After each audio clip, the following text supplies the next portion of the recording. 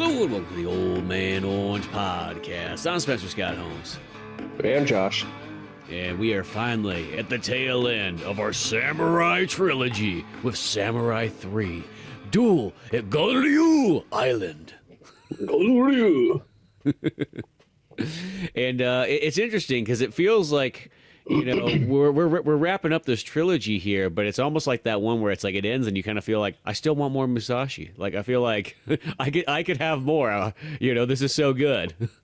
Well, even the way it ends, you're kind of like, well, what's the next part of the story? Yeah, it makes it feel like it's gonna be like a 4 and a 5 piece kind of like movie like arc, and then it's like, no, this is it for this one. Nope, that's it. Musashi's done. Yeah, he's done. Well, it ends on the ultimate climax, you know, which is literally he fights the greatest battle that he could ever fight, and nothing will ever be nearly as good from this point on. His most worthy opponent. Yeah, you know, and that's what it all comes down to in this film here. And it is a kind of an interesting one. I know this is kind of like the end of the movie. This is like the Tarantino way of doing it. But like after he fights the greatest battle ever and wins and everything like that, he literally is leaving on this boat and he's got like tears coming down because he knows life will never be nearly as good as this moment. He has hit the ultimate pinnacle of his, like, you know, even though he goes on and trains more, but like he'll never find another, you know, opponent like this. Right. That was the high water mark. And it came at like a pivotal time, at least according to the movies, this version of the Musashi story, because it's almost like he was abandoning the sword. Yeah, in a way. Like I guess you could make an argument that he's not when he becomes a farmer. So, little spoiler alert, because we're just jumping all over this flick. But at some point, Musashi comes across what's his name? Kaijo. Oh, Jotaro? Oh, man. No, the big duel. Oh, starts with an S, right? Sasaki.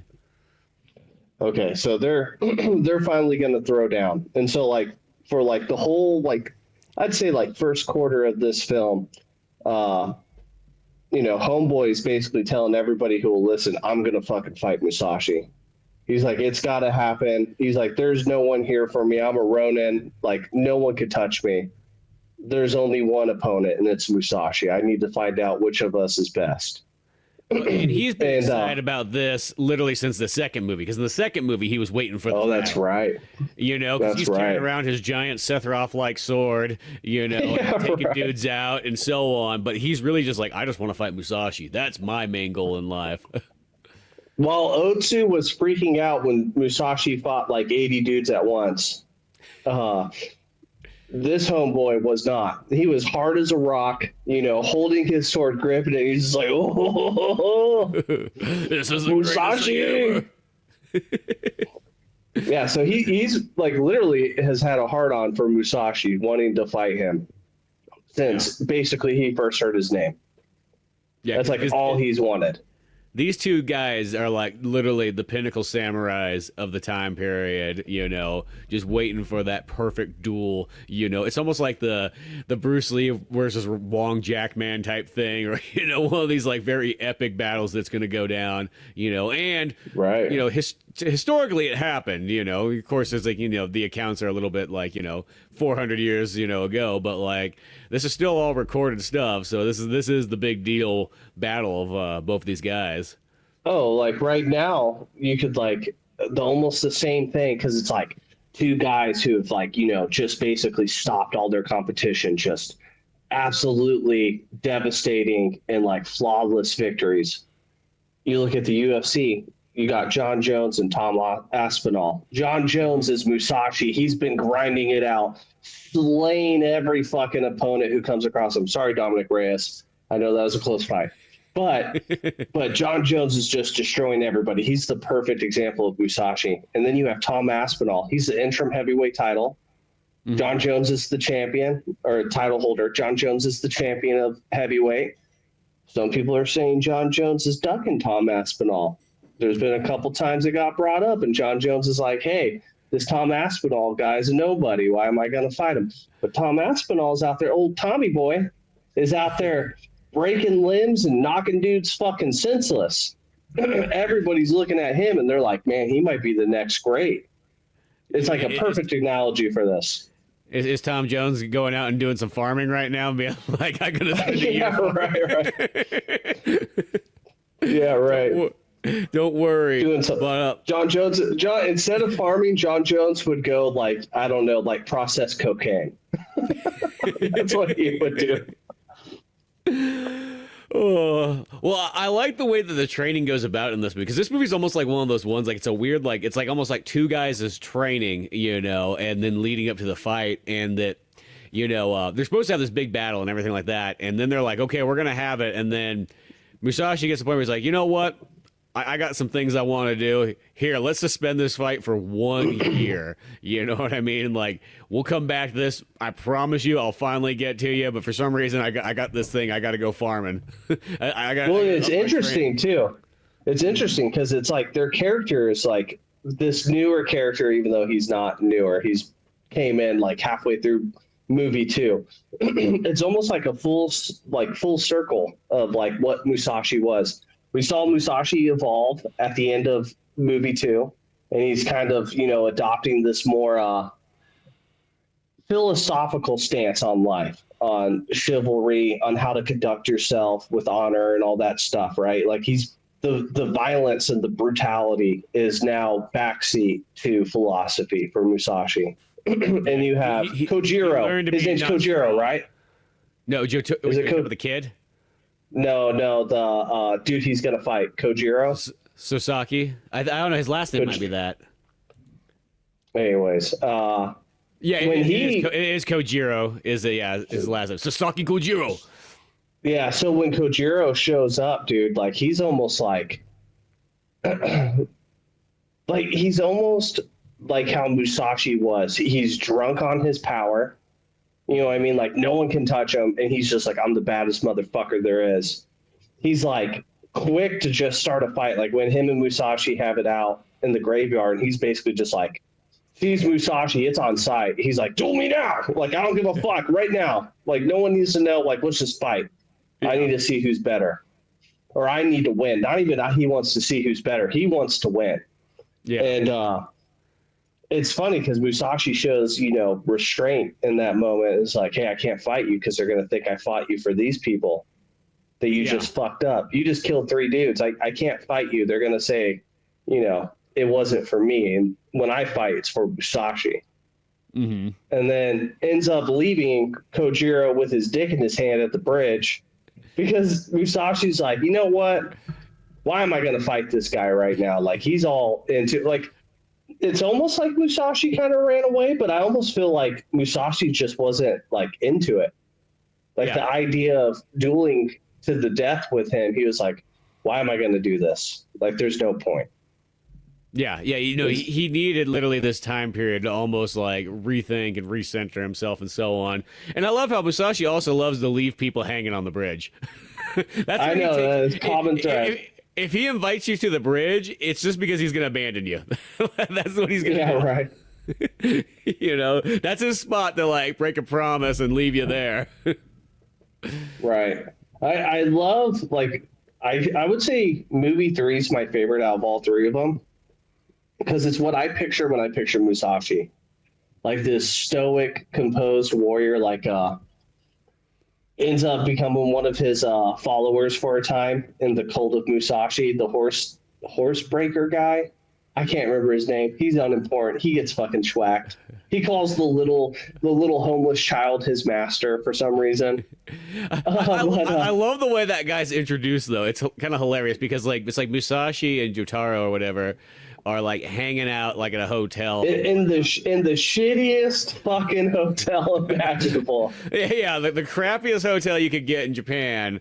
And the first scene of the hotel, the little dirt urchin, homeless kid shows why his parents killed themselves instead of staying around him because he just puts holes in the floor of the fucking hotel, just breaks through, sticks his head through, and he's like, "What's wrong with this hotel?" Yeah, exactly. It's falling apart. It's got a bunch of hooligans in here and so on like that. And I love there's a scene where like they're like trying to eat like their ramen or whatnot in a room, and the dudes Right. next door are just being loud and ruckusing, and they're gambling and so on like that, and drinking and whatnot.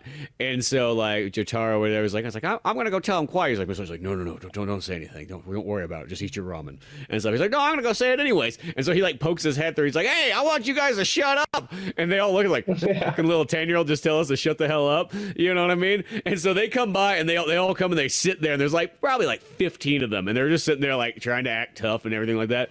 They're like, so what? You got a problem that we're loud, that we like to gamble, that we like to walk around with no pants on? Like, yeah, right. Listen, motherfucker, we're gonna play with our dice while playing dice without pants on, brother.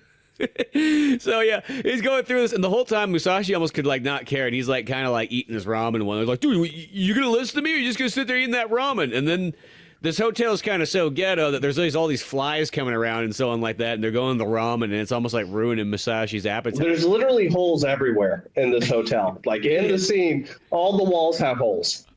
Yeah, who knows what the holes were initially created from? You know what I mean? Maybe it was a glory hole at one point. Maybe some guy just got wild with his just started humping everything in the hotel. Who knows?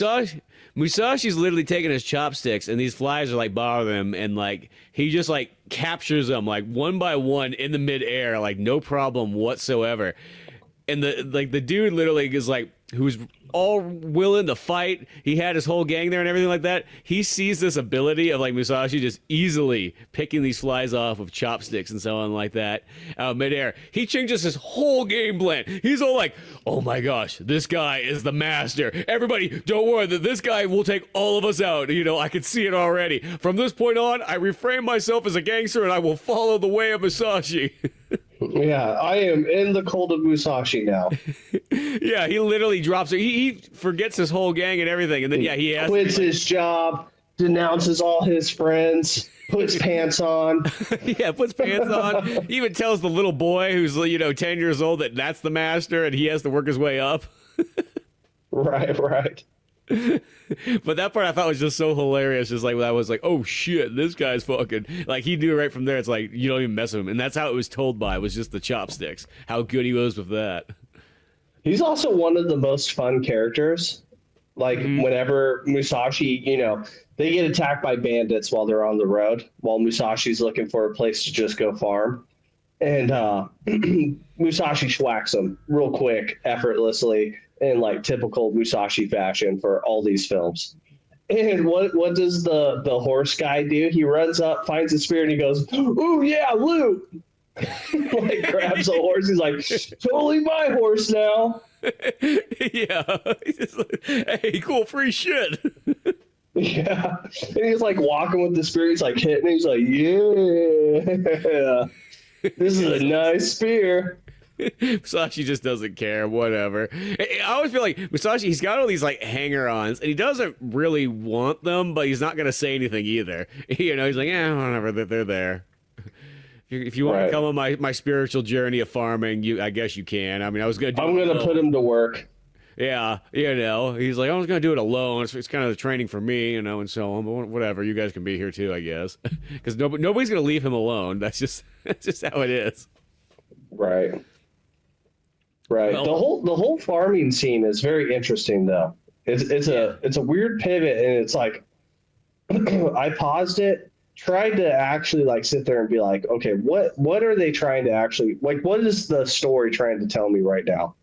Is it Musashi running away? Is it Musashi trying to give up the blade, or is he like actually training? What I kind of come to the conclusion is I kind of thought about it too myself like that, is I thought it's like this was Musashi's way to humble himself. It's the old fashioned that like you almost take the lowest end job, and that's how you're going to humble yourself in a weird way. Like it's a weird like mental, training, montage, I guess you would say, of him going through this stuff, because he's going to do all this just hard manual labor. He's going to build these houses, he's going to build a little farm and so on like that, and he's going to go through all this, and somehow, some way, that's going to make him a better samurai.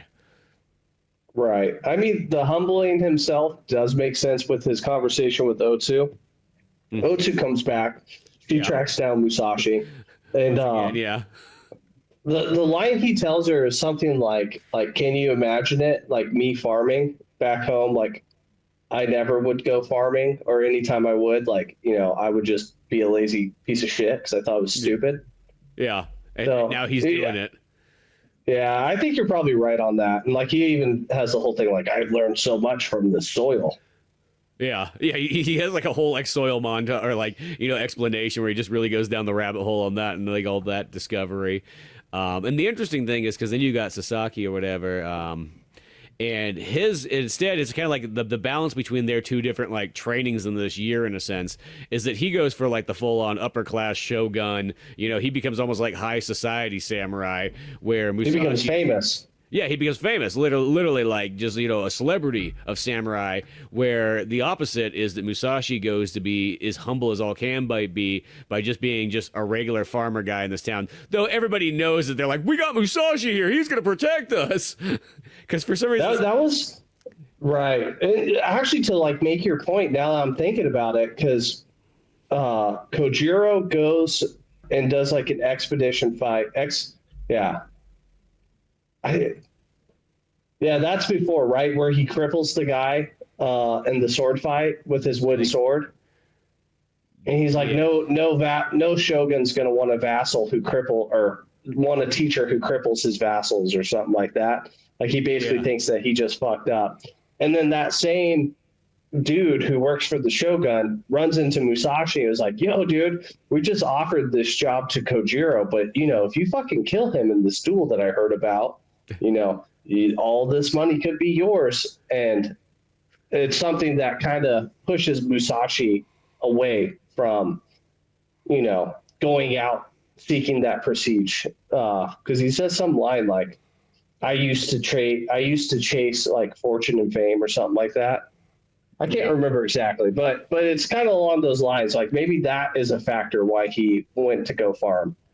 Yeah, well, I think that sort of is because when Musashi was younger, like in the first movie and so on, like that, and Sekigahara and all that stuff, is they were looking for that glory, like that's what they were looking for, right. Just like the riches and almost kind of being like what a successful samurai would be like.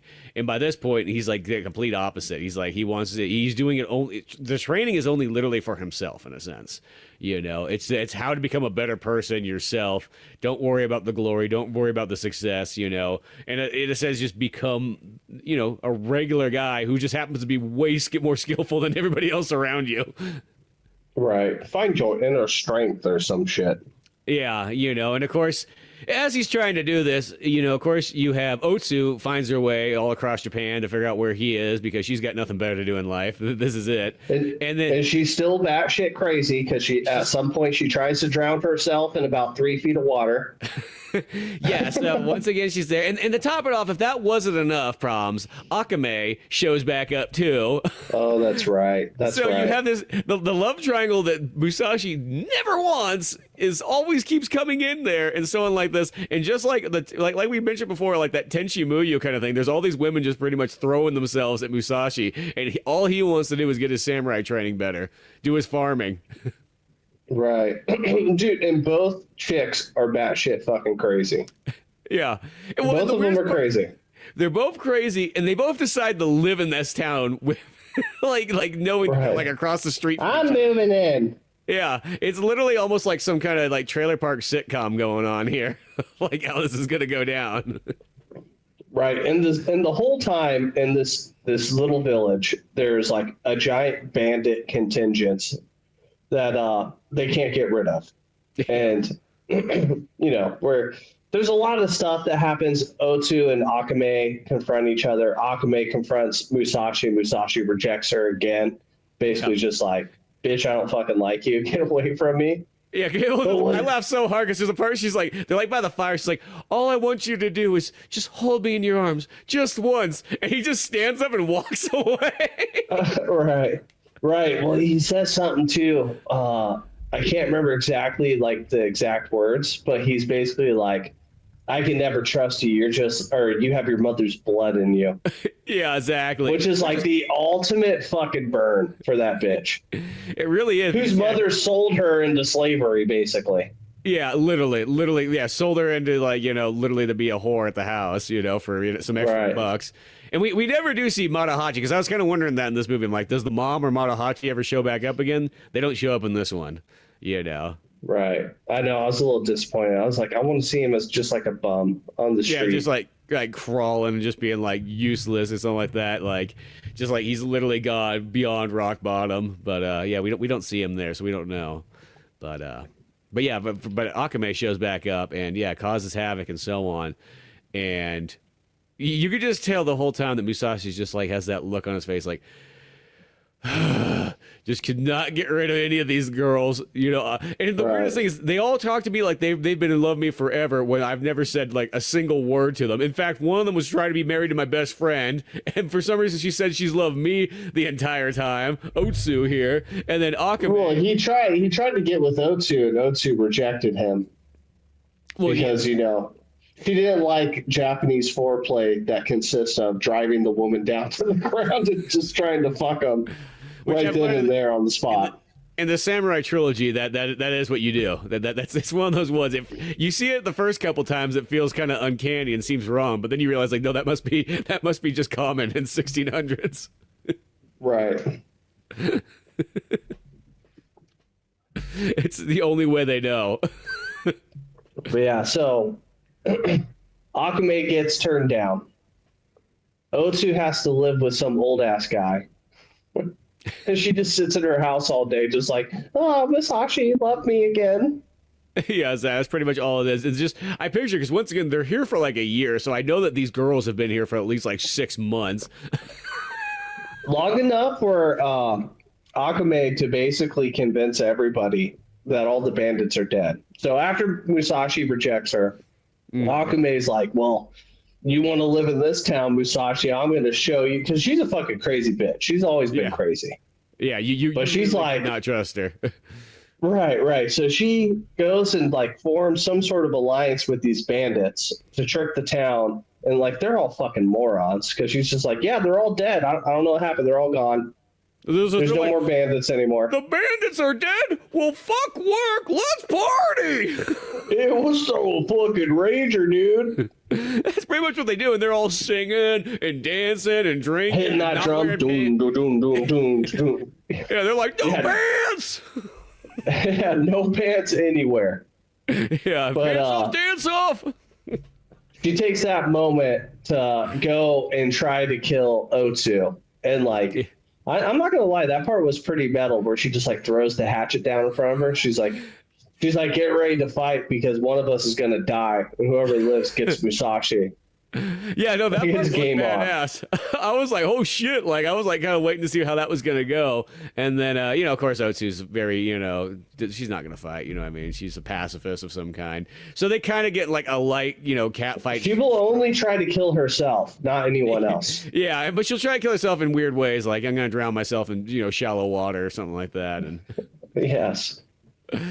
So instead, they kind of like throw each other around this room slightly, and it knocks a candle over. And that was the signal the whole time, was that a house was supposed to go on fire and so on like this. And then the bandits would run into town. Well, instead, these girls just get in a fight, knock a candle over. That lights a house on fire. And then that kills the whole rager of a party. Right. Everybody's like wise to what's going on. It's kind of hard to tell exactly what's happening in the scenes because I guess like probably limitations of the time, and then also artistic decisions with using natural light makes for a really hard night battle. You know what I mean? Like, I know Musashi's out there killing dudes, but it's sometimes hard to tell who's Musashi, who's just a random bandit cutting down some old woman. It's kind of hard to tell. Yeah, no, there is some kind of dark scenes in here where it's like, crank those lights up a bit, And this is the olden days where I don't even think you could even realistically use natural light too much. I mean, you can a little bit, but like you still always had to light everything for that film. But I think, it comes out a little bit dark, and it's a little bit kind of tough to see. But it looks like there is some cool stuff going on here, and that battle is kind of intense, and it is kind of all lit by the fire and so on like that. But yeah, Musashi pretty much takes care of most of these bandits here and so on like that. Even the Right. main dude, the main bandit with the mustache and everything like that, who's like, I want to fight Musashi. Everybody else do your thing, but leave Musashi to me. You know, of course, he goes down there to fight him, and you know, Dies immediately. yeah, dies instantaneously. For a second there, I thought the one bandit dude who joins the Musashi clan and has to listen to like the kid, you know, and like that. I thought he got killed here, but I think he survived. Yeah, he does. Does he die? I thought wasn't he the dude who's driving him on the boat to the island later in the movie? No, I think that was somebody else. Because when he dies, he looks at the young kid and he goes like, "You really were the master." When, you know, at least he killed somebody, I think, or was fighting. Yeah. The kid does kill at least one or two guys. Right.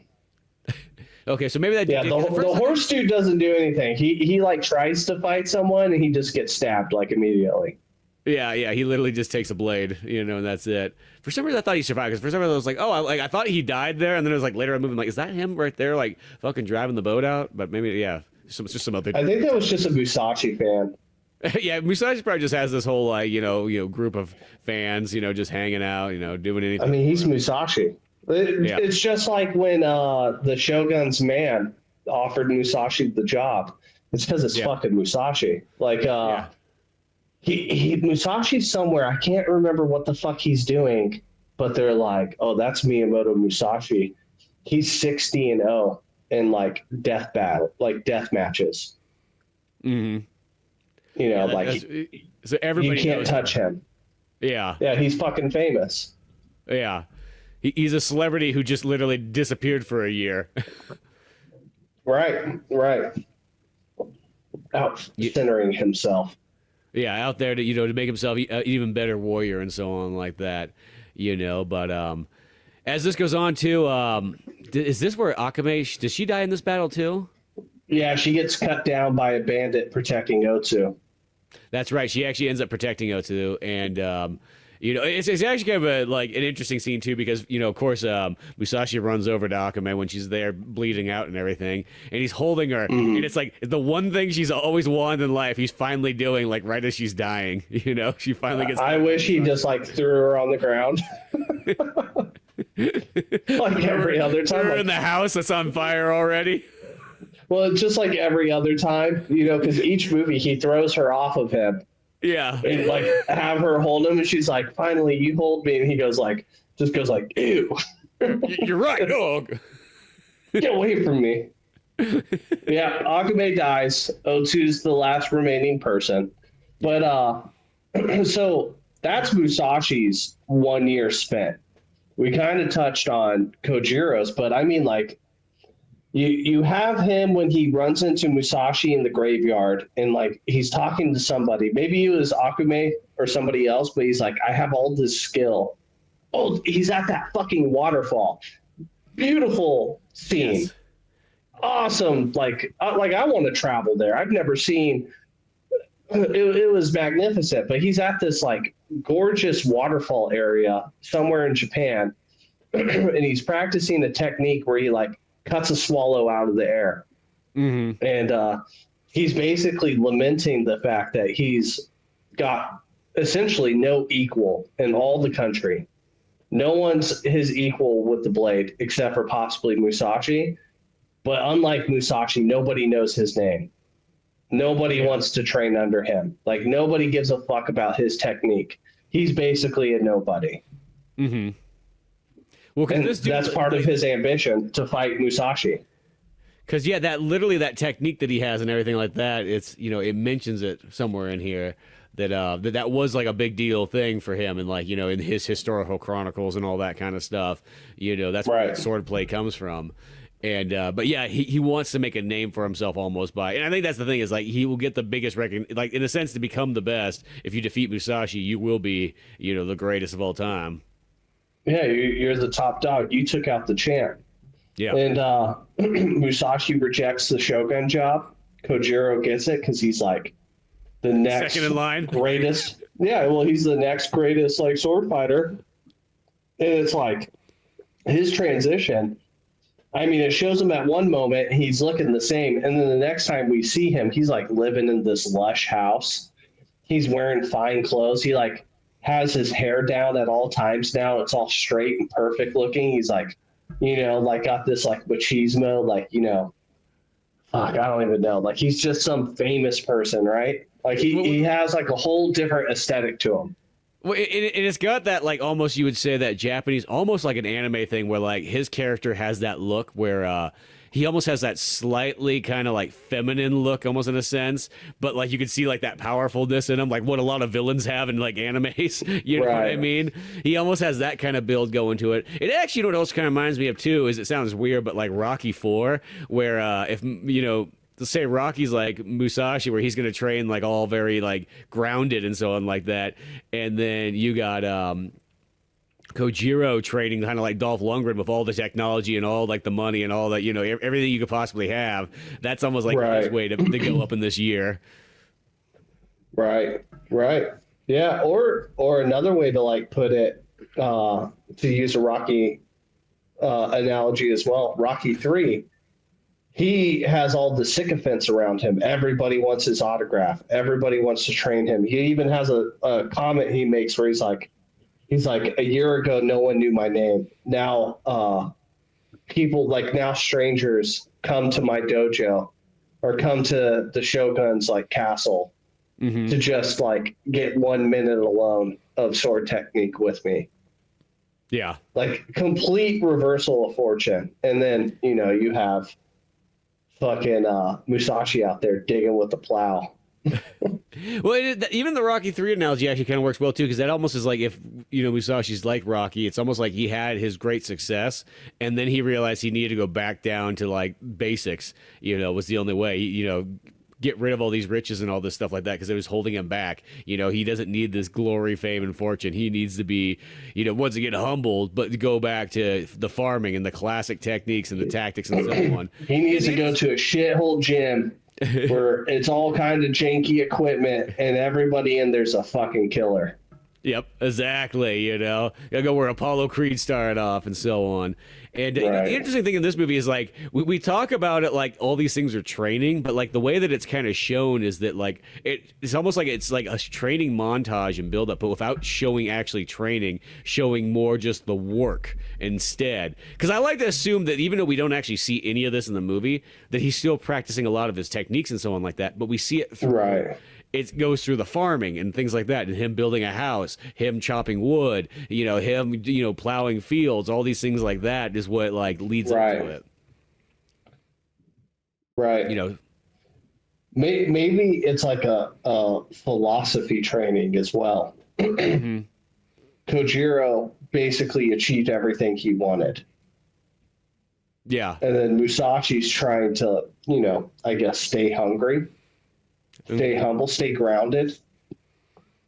Yeah. I don't know. It's very interesting. It's an interesting like reversal right there, and it makes for compelling storytelling. Yeah, no, definitely. I think that's kind of the interesting part too.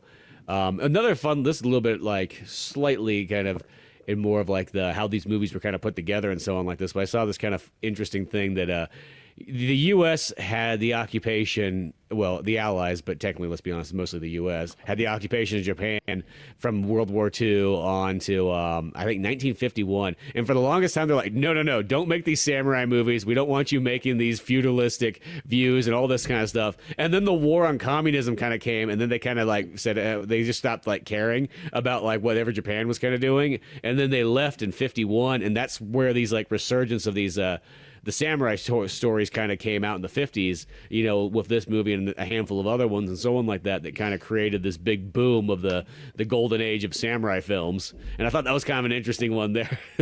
Yeah, they're like, no, don't make these like feudalistic ideas. We don't want you going back in your old ways. Well, they were scared. Yeah, exactly. The martialism of the Japanese people, like Japan's weird. Yeah. Again, we've talked about it. I don't even know how many times. Listen to Supernova in the East on Hardcore History by Dan Carlin. Mm-hmm. You will not be disappointed at all. And he talks about. I have his book right here actually because I was combing through it for this. No Surrender. My 30-Year War, Hiro Onoda, the dude who never surrendered. Yeah, just out there in the Philippines, just schwacking people. Oh, that's bad. I always wanted to read that book, because that dude, like, nobody told that guy the war was over. No, he kept going. He kept going, and it's like I wanted to like comb through some of the parts that I remembered in that book, just going through this, and like, because I thought of the same thing that you just brought up, where, like, this is in the 50s, it's following World War II. The whole like build up into World War II, they're trying to find that Bushido spirit, like the Bushido Yamamoto spirit of the Japanese people, one unit, give your life for the empire, like martial spirit, the whole thing. Like, they're fucking crazy. Like, what did Dan Carlin call them? Like fanatic robots, almost, in a way. Yeah, something like that. Well, it's like Edo period's over. The 250 years of the peace era, which is what Musashi's in. Right. And they lost their edge, basically. Yeah, they lost their warrior edge, so they tried to reclaim it. Yeah, and they want to catch up with the rest of the world that was, doing when the imperialism was kind of like that was kind of like passe by this point. They're like, no, we got to make up for lost time. Right. Yeah, he equates Japan with the imperial game, basically like Japan basically starts injecting anabolic steroids. Yeah, and they do it at like a fever pitch. Yeah. Because I think that's a lot of times he says he's like Japan will do things that other people do, but just way more intense. Right. And it's like because I was thinking about that with this being in the 50s and maybe Japan trying to catch a little bit of that mojo again. Yeah, well, and that's the thing. I'm sure it was hard times. Yeah, because I think this, like, in the 40s, you weren't really allowed to probably make these kind of classic, historical movies for a moment, just because you had the West looking over you, and then all of a sudden it's like they leave and they leave and go to Korea, take care of some other issues, and then it's kind of like, oh well, we're gonna make some of these classic stories and so on like that, and of course, something to celebrate too. Yeah, because I think that's the thing. Because that's like in Japan in the 50s. It's like they're getting out of this like changeover. They're going into a new era. They literally have the days of these like wars are kind of done. So they're like, well, let's focus on our arts and creativity and our technology and all that kind of stuff. And it starts to become the rising golden age of their stuff. What would be a fun podcast series to do? Just because we keep bringing this talking mainly because of this fucking this trilogy. But have you ever seen Flags of Our Fathers and Letters from Iwo Jima?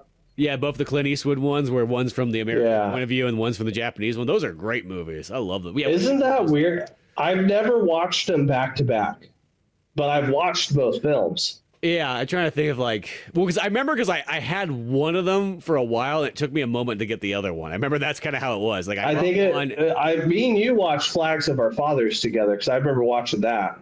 Yeah, because I think I don't think anybody had Letters from Iwo Jima. No, well, it sounds weird. I feel like they sold one of them kind of hard, and then the other one was kind of like, if you have to special order it if you want it. Right. It probably was less popular here. It's probably more popular in like Japan. Yeah, well, because it was subtitled and everything like that. That was like the thing. Yeah, it was. It's made from the Japanese point of view. I mean, somebody who watches warfare, and I'd be guilty of this back in the day. I'd be like, fuck that, why do I want to watch the Japanese soldier?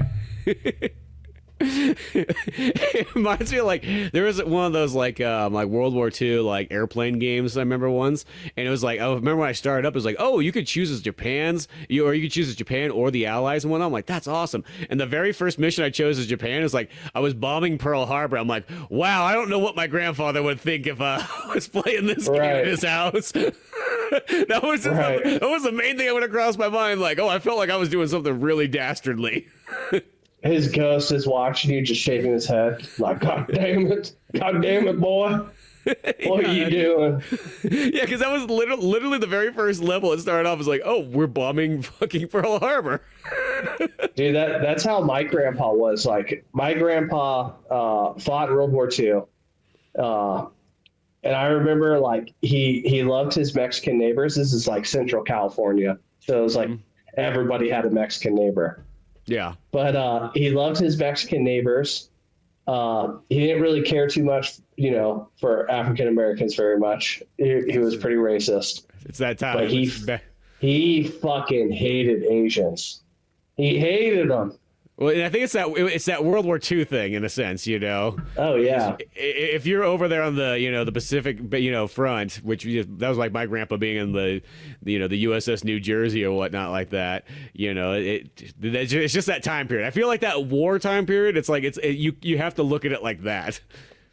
Dude, that's like every once in a while, and like I apologize, it's gonna sound bad, but if I see a family and like the woman's in like Muslim veil get up and the dude's wearing basically a pajamas, like traditional Arab Muslim garb, I'm like, what are you doing? What are you up to? Yeah, it's just y'all fucks are suspicious. It's just gonna happen. Where's the fucking bomb and AK?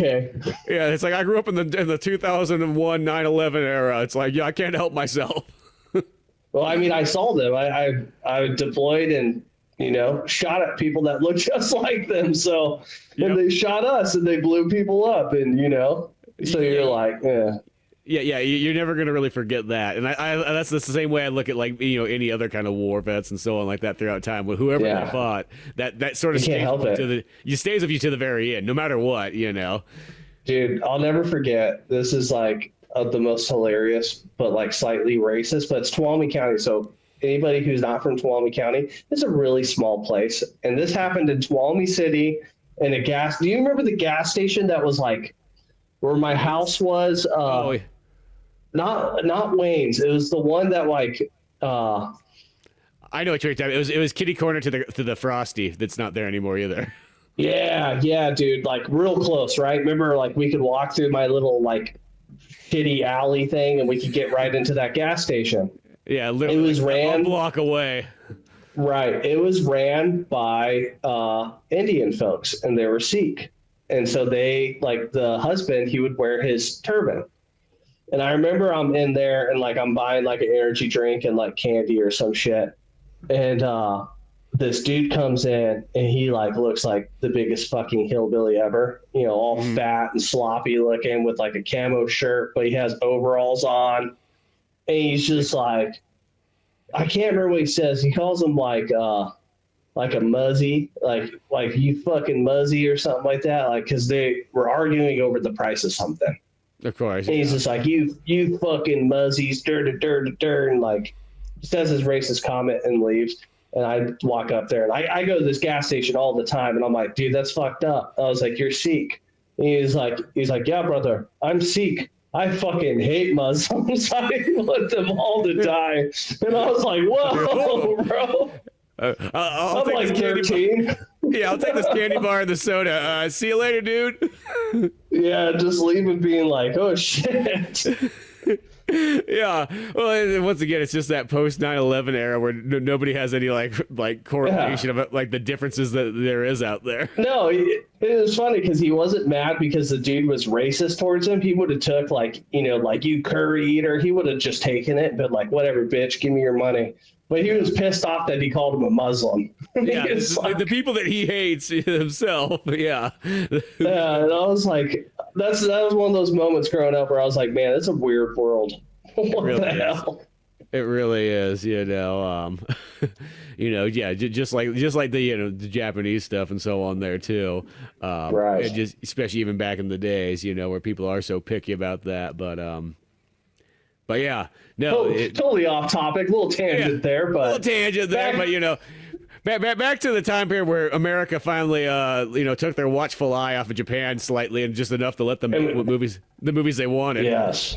And we get a baller movie because we're getting up to the final fight scene. And this is like the one spot I was trying not to say anything to you because all I could really remember from the film was how beautiful that final battle was shot. Yes. Like I want a fucking poster of that scene. Yeah, with that sunrise. When the sun's, oh, dude. and they're fighting on the water, and they're like Ganryu Island or whatever. It's impossible to get detailed like visuals on either character, but you know exactly who they are by their sword stances and their outlines. Yep. Oh, and then the other badass thing about it that I like too is so they're gonna meet up on this island here, and of course Kojiro gets there, and he's got the whole Shogun clan and everything like that. They're all there for it, even though it's a party. They're all amped up. Yeah, even though everybody is supposed to stay quite a distance away when it goes there, and they're like, okay, well, here's the thing: Musashi's going to show up on his own boat. He says he'll be here like right on time. Don't worry about it. And when Musashi's coming on a boat and he's got the dude sailing there, he's just sitting there carving this ore the whole time. And then he's like, what are you going to do with that? He's like, I just feel more comfortable with this. I like the weight of it. So he's sitting there making a badass wooden sword once again. And then what I love about it is, because you don't really realize like how big it is until it shows those shots, is he has made it longer than Kojiro's sword. So he out Sephiroth the Sephiroth sword. Yeah, and with a big old wooden stick, like he's just gonna whoop his fucking ass with this thing. Right, which is kind of genius. Like he took Kojiro's one advantage away from him. Yeah, because he's got the long sword, so he got something even longer. But then it's like he almost does the ballsy thing, like, well, I'm not even going to fight you with a real sword. I'm going to fight you with a wooden sword. How about that? How about them apples for when you get fucking lose? Right, and I'm an expert at bashing fucking skulls in. Yeah, because this is like his main weapon is the wooden sword one, and so on like that. And just once again, we go to this battle, and it's on this beach. You got the waves coming in. You have the sun rising. And for a second there, I couldn't remember if the sun was rising or setting, but I think it was rising. It's rising. Like, yeah, because at first I was like, is it rising or is it setting? And then I was like, oh, no, it's rising. And the sun's coming up, and just like they're literally just kind of standoffish. They'll get like one swing in, and they'll be back. And then Musashi starts to lead himself into the water, which I think is kind of cool. And he catches the sun, and it starts to blind Kojiro just a little bit, and just these tactics that they're kind of using and this kind of build up, like it's maybe like a Kojiro shines the light back at Musashi to take away the advantage. And just they're out there, and it's just got the coolest like beach look, and just the small tactics that they're using and so on like that. And the shot selection too. Like, goddamn, like I need a poster of that. Yes. Where Musashi has his sword high and Kojiro's doing like guard position over his shoulder, and you can just tell who each one is. Yep. Just by their outlines. Yeah. Yeah. No, it's so cool, and it's one of those ones like it's probably like a 6-minute duel, of all like the standoff and so on like that, but it feels like it really lasts and so on like that, as these two building the tension the entire time. Yes, the classic samurai building the tension and everything like that, and almost I don't think there's even music or anything like that. You just hear kind of like the natural sounds and everything.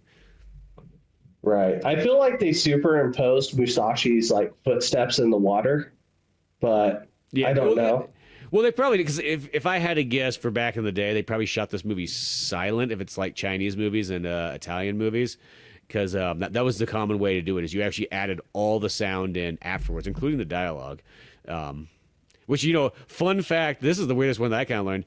The very first Chinese movie to actually have synchronized sound, and this is way in the future, was Super Cop, the Jackie Chan movie from 1993.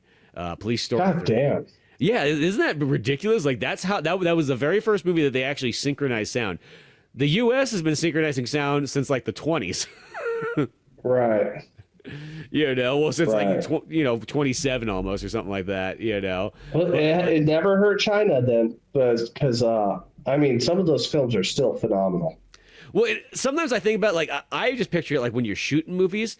It's got to be a lot easier if you never have to worry about sound, because sound lots of times is always isn't Robert Rodriguez did that with El Mariachi, didn't he? So what he did with El Mariachi is he filmed the movie, as is, and then he would go up close and re-record their lines, and because they weren't professional actors, they were kind of off a bit. So then he would make those interesting cuts he has in the movie. So pretty much he shot it kind of almost like it was Italian or a Chinese movie and so on like that. But I'm not really 100% sure if Japan does it that way or if they do it kind of U.S. style. I almost think that they might have the somewhat synchronized sound, because the dialogue doesn't feel like the lips are ever off slightly, because even in the Chinese movies, Right. like even if they're speaking Chinese, they're dubbing themselves still at the same time. Right. The same way with Italian movies. That's why like Italian movies are always dubbed, because that's the only way they made them. Okay. But That makes as I said, sense. like I do kind of look as like if you're shooting movies that way, it does free you up, because you never have to worry about, oh, a plane flew over and just kind of ruined our take, or you know, or you could literally have loud noise in the background, or the dude who I can't remember the dude's name, but the kind of like the fat director guy that did the first two Bruce Lee movies and whatnot, and just kind of sat there. He literally just had the horse betting going on as they're shooting the movies in the background. That's fucking awesome. You can see why Bruce Lee really didn't care for this guy too much, or Jackie Chan. Actually, I don't think anybody really liked this dude. He makes decent Right. movies, but like he just doesn't sound like he's doing his job 100%. Right. But He probably had bets going on at the same time. no, most definitely, you know what I mean. So he's just there, kind of literally phoning this in, the shooting the movie part, you know. Right. But yeah. But no, like the way this is shot, the sound, the look, the feel of everything about this ending battle in here really does sum up this whole Samurai Trilogy like nobody's business. And this battle is just so cool, and just the way it goes about it and so on like that. And, you know, literally Musashi finally gets a blow in there. And, well, you actually think that Kojiro gets him first, because it's like he's got this cut coming down his forehead, Musashi does, and he's bleeding and so on like that. But then you realize that Musashi really just got one good whack on his head and literally kills him this way. Because He pulls his short sword and swipes him with it. That's true. He does do that too. Well, it's weird because I looked it up, because like I was kind of confused, because I watched that scene like twice. I was like, well, how did he exactly kill him? And then I looked to see what like happened in real life and what the accounts kind of were, and they kind of were a little bit. They said that like some people thought he pulled the short sword, some people thought he just clubbed him over the head with the wooden sword, and that's what killed him and so on like that. So it was one of those ones like they weren't like 100% sure exactly how he killed him.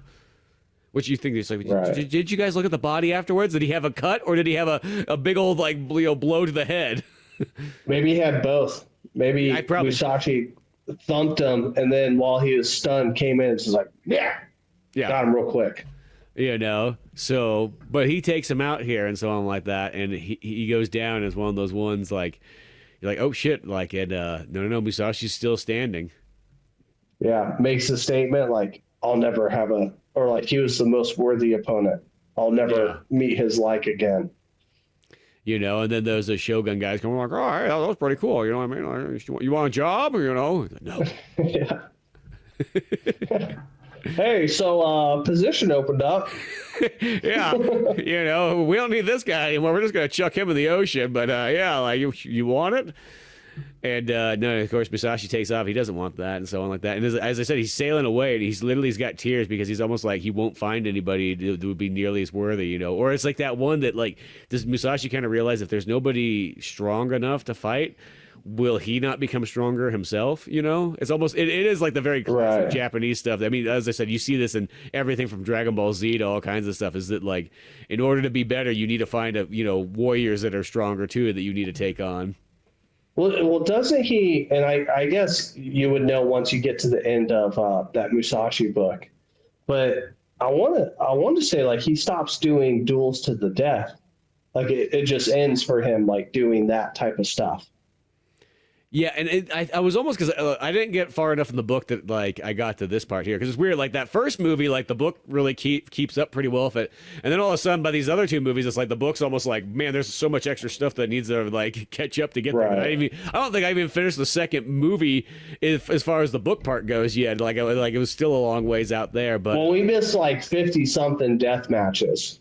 Yeah, so there's definitely a bunch more stuff thrown in there and so on. That's why I sent you that Vagabond comic, or like the manga that I found on there, because I was looking up more things. I'm like, what are other Musashi stories out of curiosity? And I was just kind of looking, and I was like, oh, this sounds kind of badass. And of course, it's long as all can be. Like I sent you volume 1 out of 6, and it's like 657 pages. Yeah, but it's pretty cool though. But it looks sweet. I just kind of flipped through and looked at the artwork. I'm like, this is cool. It's very manga, anime. You know, everybody's wearing pants. I kind of miss the days of no pants. Yeah, no pants, just ass hanging out. Why not? Right. Man thong rocking it. Yeah, just but for some reason you got like a full jacket on and vest and everything like that. You just ixnay the pants. Yeah, one of the opening shots to this movie is like dudes pushing a cart, and it like the camera's almost zoomed in on a dude's ass with his man thong. You know what I'm talking about? I remember that. Yeah. Yeah, I literally laughed so hard because I forgot all about that, and I was like, "Oh God, I can't wait to bring this up with Spence." That's like the kind of thing that like back in the day, like Japanese person's like, what's so funny? But you know that any American audience watching it's just probably like, oh my gosh, how that guy literally is dressed. He's got weird underwear.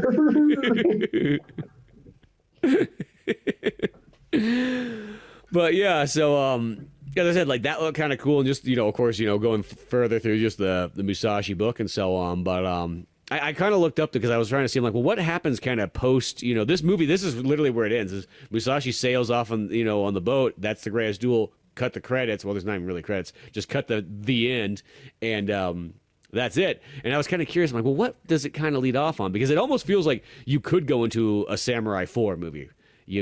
Right. And it sounds like the stuff that he goes into next is, yes, I think that he does stop his kind of like one-on-one duel to the deaths and everything like that. And I think now he goes into like almost you would say Musashi the Wise kind of like next. And probably writes the Book of Five Rings. Yeah, so he starts to go in that period. I think he starts to train. He has a lot more like actual disciples that he starts training and so on like that. I tried to look up more about Otsu, and it seems like Otsu might not exist in real history. So she might be a... I mean, that makes sense. For the book. Because I was like, does he ever get back together with Otsu? And they're like, even in the book, she shows up once in a blue moon, but that's it. Like, I think there's that moment that she has with Musashi, like right before he's going to go do the fight. She's like, no, I don't want you to go to the fight. You know what I mean? Like, why don't you just give up this samurai stuff? I hate samurais. It's like, well, then what are you doing hanging around me? Right. He's like, this is why I didn't want you here. Yeah, you know what I mean? And she kind of goes, she tries one more time, and then Musashi's just like, nope, I got to do this. It's too late now. Realistically, this is what I want to do. Like, go find a puddle to go drown yourself in, Otsu. Yeah, I think it rained last night. Yeah. So I think she finally kind of gives it up after 7 years, or it's probably been longer than that. Because I looked up on the history. Musashi's 28 years old at this battle right now. So if he's in Sekigahara at like 17, that means Otsu's been following him around for like a decade. God damn. So yeah. Finally, after all of these years, I don't know what's she gonna do now. You know what I mean? Right. She spent all her life doing this, just following this dude around, and well, Matahachi's mom's probably finally dead, so she could go back home if she really wanted to.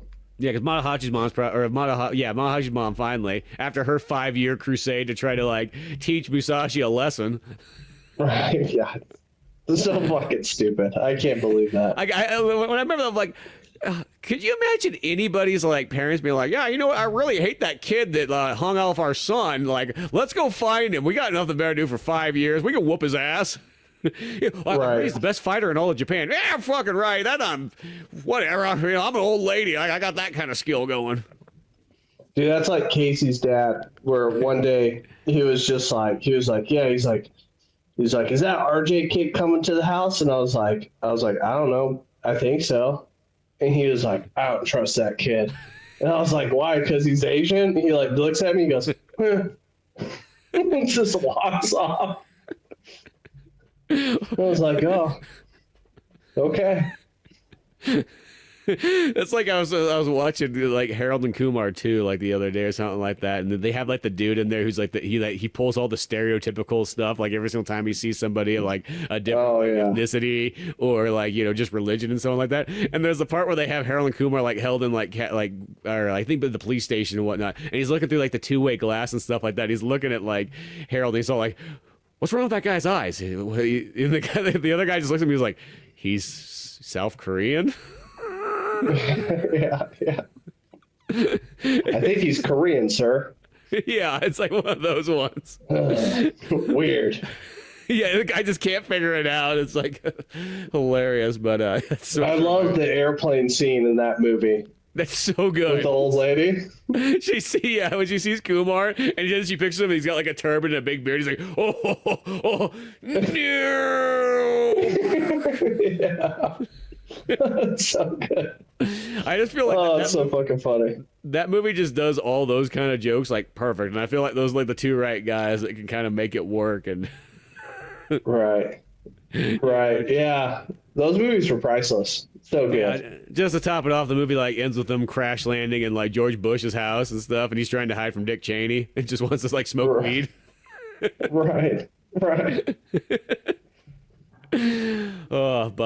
But yeah, Samurai 3, great. Just the way it kind of goes in there. I still got kind of interested to seeing like what kind of comes next. Because even though it's like this trilogy has ended, technically there is more Musashi stories that go on, you know. And and as I said, there's a bunch of other cool movies out there that for some reason I couldn't find a copy of them, whether it be on DVD or just, you know, streaming or anything like that. Like there's one that said, like, it just said in the description, so I don't know, but it said that it had a 72-minute fight scene in it. And I was like, what the hell? Like, I'm like, yeah, I kind of want to see what the hell this movie is if that's the case, you know. And I think it was like a Musashi movie from like 2002 or 3 or something. And then there's another one that sounded actually kind of badass. It was from 1973 or 72.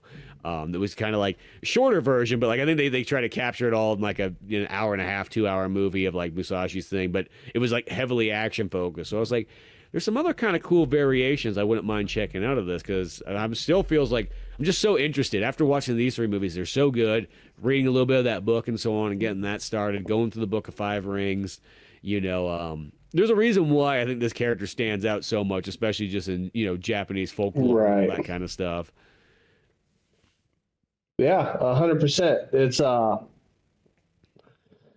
you know, if he was a real guy, if like all those events were real, it's like one of those. He's one of those characters where it's like an Alexander the Great or Julius Caesar or Genghis Khan, like the Genghis Khan, or even older, like the Epic of Gilgamesh. You know what I mean? To where it's like this great adventure, life's journey, where it's like, you know, fiction is awesome. You know what I mean? Like, we got some amazing works of fiction where it's just brilliant storytelling. But there's fucking people from history where you read it and it just ruins fiction for you, because you're like, that fucking happened? Yeah, what the hell? That guy had a much more interesting life than like that was like what I felt about that. I think I brought it up in one of them, was the Errol Flynn book, because it was like, dude, like his life before he was even in movies was such a high adventure life of just all kinds of ups and downs, and you know, just traveling from Australia all the way around the world and so on like that. That by the time he actually gets to Hollywood, that's the least interesting part of his life, and the fact that he's like a top bill star, and that's the most boring part of your life is when you're in movies. Just comparatively, like, you know, and that's the thing, is there's just certain people, and even it's like one of those ones, like I always think sometimes, you know, some of those stories might be embellished just a little bit, you know, kind of like the Musashi ones too, like sometimes maybe be a little bit exaggerated. I think the core stuff is kind of there, and certain things are kind of like recorded, like literally the end of this movie, you know, it was a recorded fight and so on like that there, and so on that. I guess it's, you know, told, you know, by word as time has gone on, you know, but that happened and so on like that, and you know, it has an actual, I think it's 1623 or whatever that might have been when that happened, but something like that. But yeah, so it's like you see this stuff, and just even also it's like some of these stories, it's like even if part of it like might not be totally real, it might be embellished and all that stuff, doesn't matter, because the whole just experience of itself is so motivating and so inspirational anyways that I don't even care. It can be kind of fake and something like that, you know.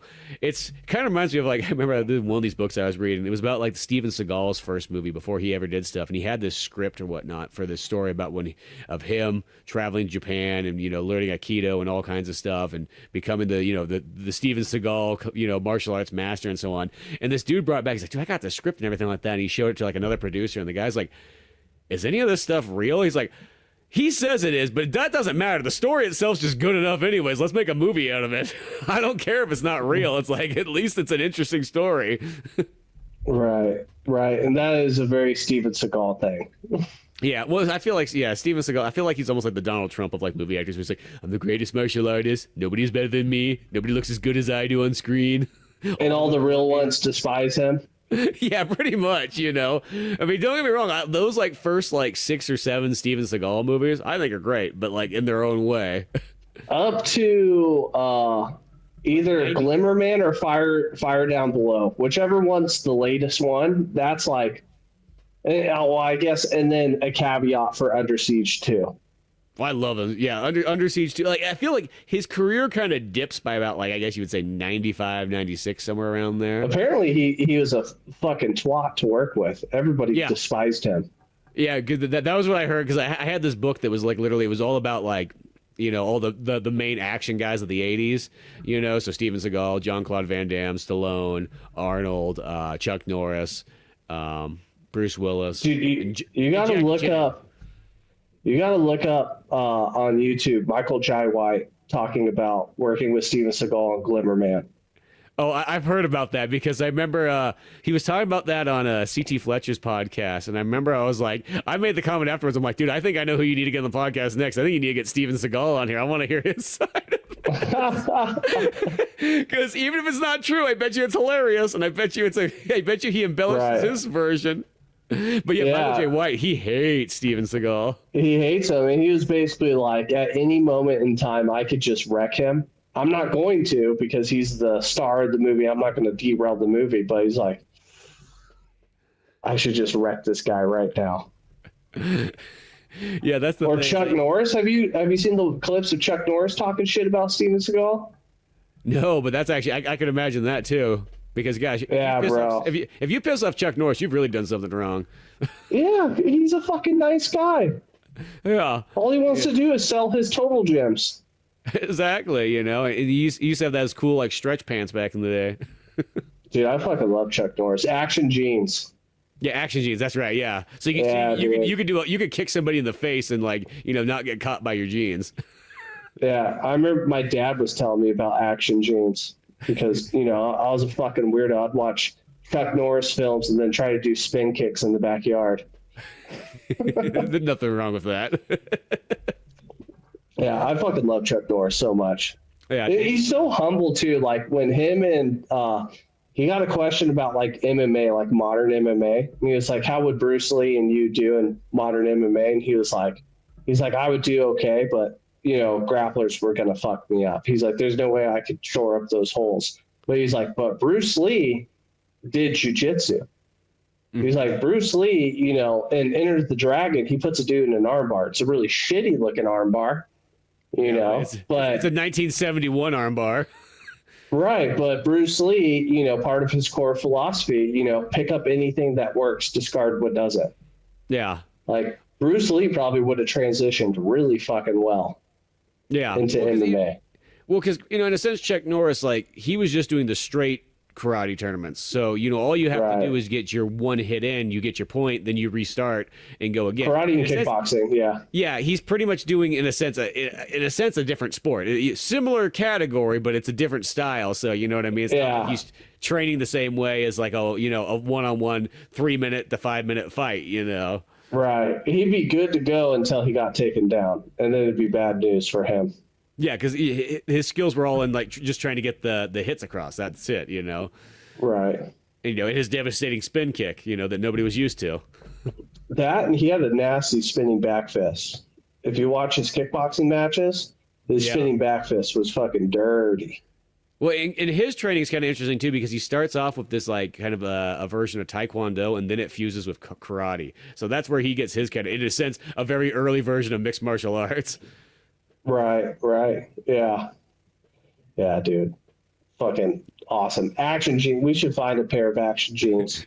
I know. We should start sporting those action jeans, and we should get Chuck to sponsor the show by selling action jeans on it. Right. Bring them back. I bet you might. Come on, Chuck. You could probably find those on eBay or something like that. I bet you somebody's got some action jeans lying around that probably never been used or used once. Right. Maybe. I bet they're expensive. Those are like 1970s pants, right? Yeah, so it's been, 50, 60 years by now, so. Dude, there's a pair of jeans called like barbell jeans or something like that, or a brand called barbell jeans, where it's like those stretchy pants. I just can't do them, man. I can't do any pants that like just unless it's sweatpants, but where they just hug you so tight like that, no thanks. Can't do it. Yeah. Mostly even nowadays, mostly just wear shorts. I didn't want to wear. That's like all I fucking wear. Yeah, I'm 2 steps away from being like these characters, and like Musashi will just go like, if I could just do no pants. Dude, yeah, 100%. It was raining today, and I had to go out and like go put gas in my truck and run errands, and it's raining. I'm wearing just a t-shirt, fucking like 5-inch gym shorts and flip-flops. That's it. You see why the guy's wearing no pants. Like, I get into why Japan. They're like, yeah, it's just comfortable. I have my sandals on, no pants, and I got a vest. Whatever. Right, dude. I'm fucking comfy, dude. It's hot as fuck here. Yeah, or even just like, I'm gonna wear my robes and whatnot, and got my flip flops on and so on. Yeah, later we're gonna party, dude. Yeah, we're gonna hit the drum. Yeah, that town was like, they're like, we don't even need any evidence of these. That one crazy bitch told us that like these bandits are gone. Good enough for me. That town just, they're looking for any excuse to party. Right. Speaking of parties, you know what movie I had to go and watch? I watched it today, actually, before we did this podcast. Because of that, Joe Rogan, Robert Rodriguez podcast, I had to go back and play From Dusk Till Dawn. Oh, that's a good one. Technically, I think me and Dunigan, we watched it for the podcast, I think around Halloween, so like 6 months ago or something like that. Such a great movie, though. Yeah, every time I watch it, I'm always like, man, I forget like just how good this is, how good Tarantino is in it. Plays such a creep so well. Yeah. I love Harvey Keitel playing a character that like I never think of Harvey Keitel in From Dusk Till Dawn, but I fucking love him as that character. As the dad, you got Juliette Lewis in there as the daughter, right? Cheech and everything as 3 different characters. Salma Hayek, and I think her first movie, if I'm not mistaken. There's so much. Well, I think that I love that combo of Tarantino and Robert Rodriguez together. I kind of wish they did more stuff like that because I know like Sin City's kind of like that as well because they're both on that, and so on, and 4 Rooms, but and technically Grindhouse, even though they're kind of back and forth, but they're both there together. But the combo of them together is so strong, But yeah, no, that kind of did because when that podcast popped up, it was like I needed that right then. I was like, oh my gosh, that's my favorite director of all time, and I'll say like Robert. I'll say overall, like if you're just comparing movies, I don't think he makes the greatest movies of all time. I think just the fact that like what he does when he makes movies, because he does so much work. He writes it, he directs it, he shoots it, he does the sound, he does the editing, he does like so much stuff to make him like. To me, he kind of reminds me like. That's what I think of like a filmmaker, somebody who can almost kind of make a whole movie like on their own, right. And I think that's always kind of the coolest thing, Well, he makes them interesting too. I mean? Like they all have a feel to them. Yeah, and he's got a lot of variety too, because then there's also ones that people don't always think about as much, like The Faculty, which is a great movie. Right.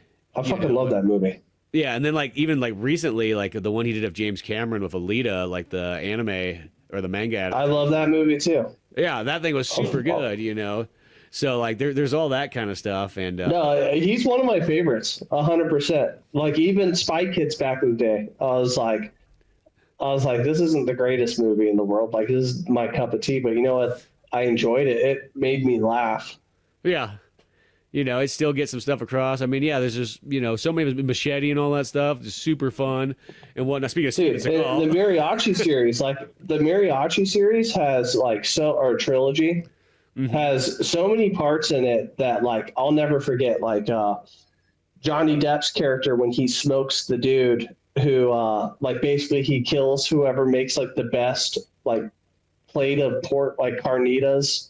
And like whatever town he goes to, because he has to bring balance to the rest of the Mexican restaurants in Mexico. I'm like, dude, that is like the most hilarious piece of writing ever.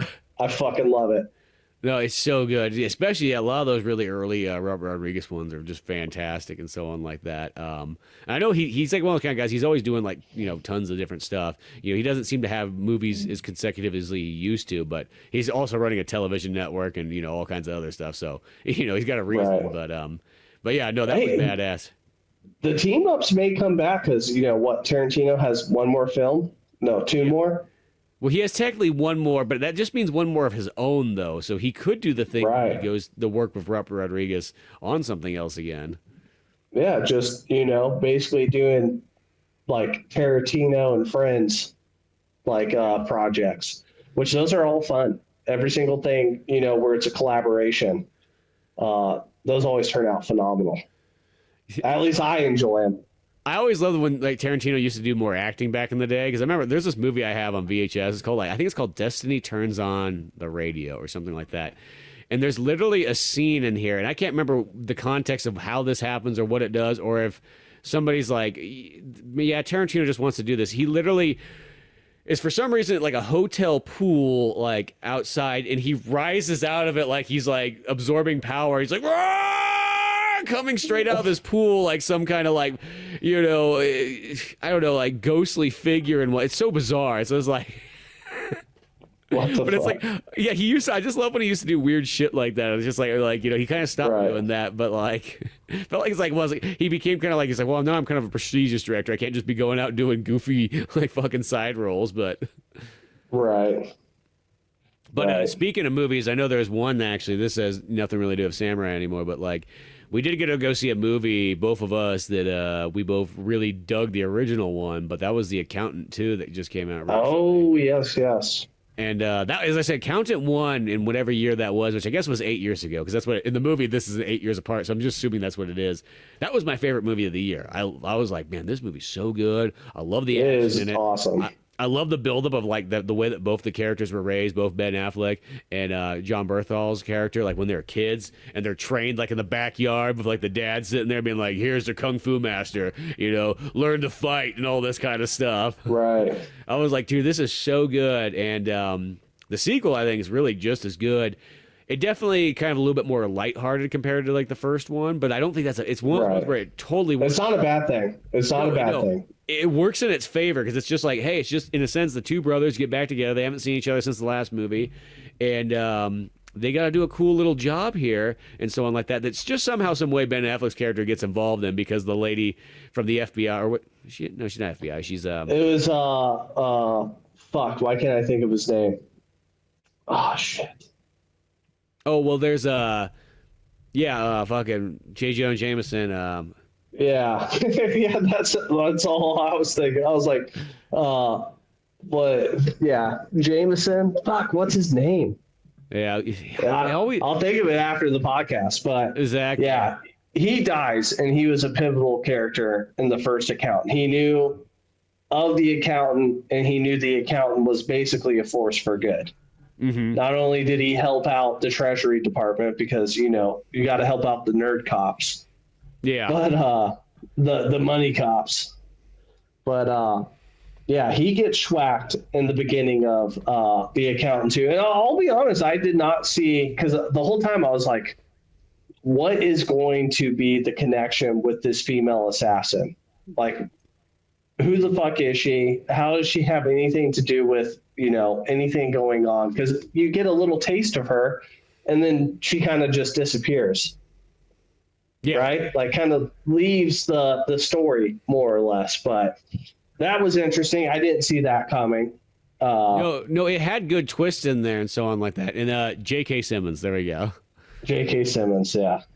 And he actually gets a badass fight scene in this movie too. He goes in the bathroom to hide for a second, and there's these dudes coming in to like schwack him and whatnot, and he literally like busts out of there and like knocks a couple guns out of them, gets some punches in, throws them back and forth. I mean, they finally get him, but it is pretty. Well, actually, really, what gets him is a car, I guess. But as he's running out of the building, but it's one of those ones that's like, yeah, he gets a cool fight scene in it, and then the rest of the action, and it's great. And then, yeah, when there's comedy in it, like, it works. It's actually like, it's one of those few where it doesn't feel... It's like a buddy cop. It's like a buddy cop movie. Yeah, literally. Because, Ben Affleck takes on this case to kind of figure this out because he knows the dude, and also he likes puzzles and so on like that. And so he comes to help this lady out, but he's like, well, you know what? I got somebody else who's also really good at this. My brother. Let me give him a jingle. Right. And John Berthos has got like one of the intro that he has for his character is so good, which might be the second scene, but whatever. He's on like this mission or whatnot, but it's actually post what has already happened. And he's sitting there like eating this ice cream, like talking to this lady who's really scared, like in the apartment and whatnot. He's just being calm and relaxed. He's just She's trying not to cry. Yeah, he's almost doing kind of like, it reminds me kind of like a Tarantino-like scene where he's just talking about stuff that's almost like not even really related to what's going on. Talking about the dog he wants to adopt and the the Wizard bitch of Oz. dog. Yeah, the munchkins from the Wizard of Oz and how it's not fair and That the dog got paid 3 times more than all the actors. Right, and he's gonna buy this dog, but the dog has to go through like obedience school or some shit first, and it's not fair. And then what I love is when he finally leaves, and this lady's just freaking out and so on like that. It's like the way it is it doesn't show the action leading up, but it just shows him leaving, and you just see all the carnage that he had just created. There's dudes down the stairs. He gets upset with her, and he's like, what's your problem? Like, why aren't you contributing to the conversation? And she's just like, please don't hurt me. And he's like, what the fuck made you think I was gonna hurt you? I wasn't gonna hurt you. And he's like, God damn it. He's like, you're a terrible conversationalist. And he walks out past all the corpses. That's it. There's dead bodies all over the place, on the stairs, over the railing, on the floor, up against the wall. Right. Like, so there's this cool part where it's like he would have came in and just blasted all the guys, but you see it for like post, which I thought that was just a cool way to go about it. Right. But I thought that movie was just great all the way through. I mean, I'll say this, at the moment, this movie's holding my top #1 spot of movie of the year so far. Right. I mean, mine's Warfare, but I have Warfare actually twice. It's first and second. It's just that good. Oh yeah, brother. No, dude, I fucking loved it. I thought the comedy was fantastic. The pacing was really good, and the action was fucking top notch, dude. That final gunfight scene where they raid the human traffickers. My God, that was chef's kiss. That was beautiful. And what I learned in this movie is that a human trafficker guy could also be a guy who owns a pizza company. I felt like I'd never seen that before. Like, wow, that's interesting. So you can make a frozen pizza company. Yeah, so he's like an off-brand DiGiorno place. We're not saying it's Pizzagate. This isn't a basement in a pizza shop. Frozen pizzas only. It's Tombstone Pizza, to be exact. So he's got that, and he likes to make himself feel like he's a nice guy. He donates to charity and so on like that, but that's not enough. He's got to do some human trafficking too. When pizza's not enough, I don't know what to say anymore in life. Right. Dude, and the autistic X-Men at the school for gifted youngsters. Oh yeah, exactly. They're all running the computers and so on like that, and just like doing super hacks and so on. But it was fucking fun. Like I was like, this is awesome. Yeah, I'm enjoying this. Well, because I try to think about, because it's been a moment since I saw the first one. Even though as much as I love that movie, I watched it a bunch when it came out, but I don't think I've actually seen it since probably that initial year. I know that the girl that can't talk, who she just speaks at the keyboard. She's the only one.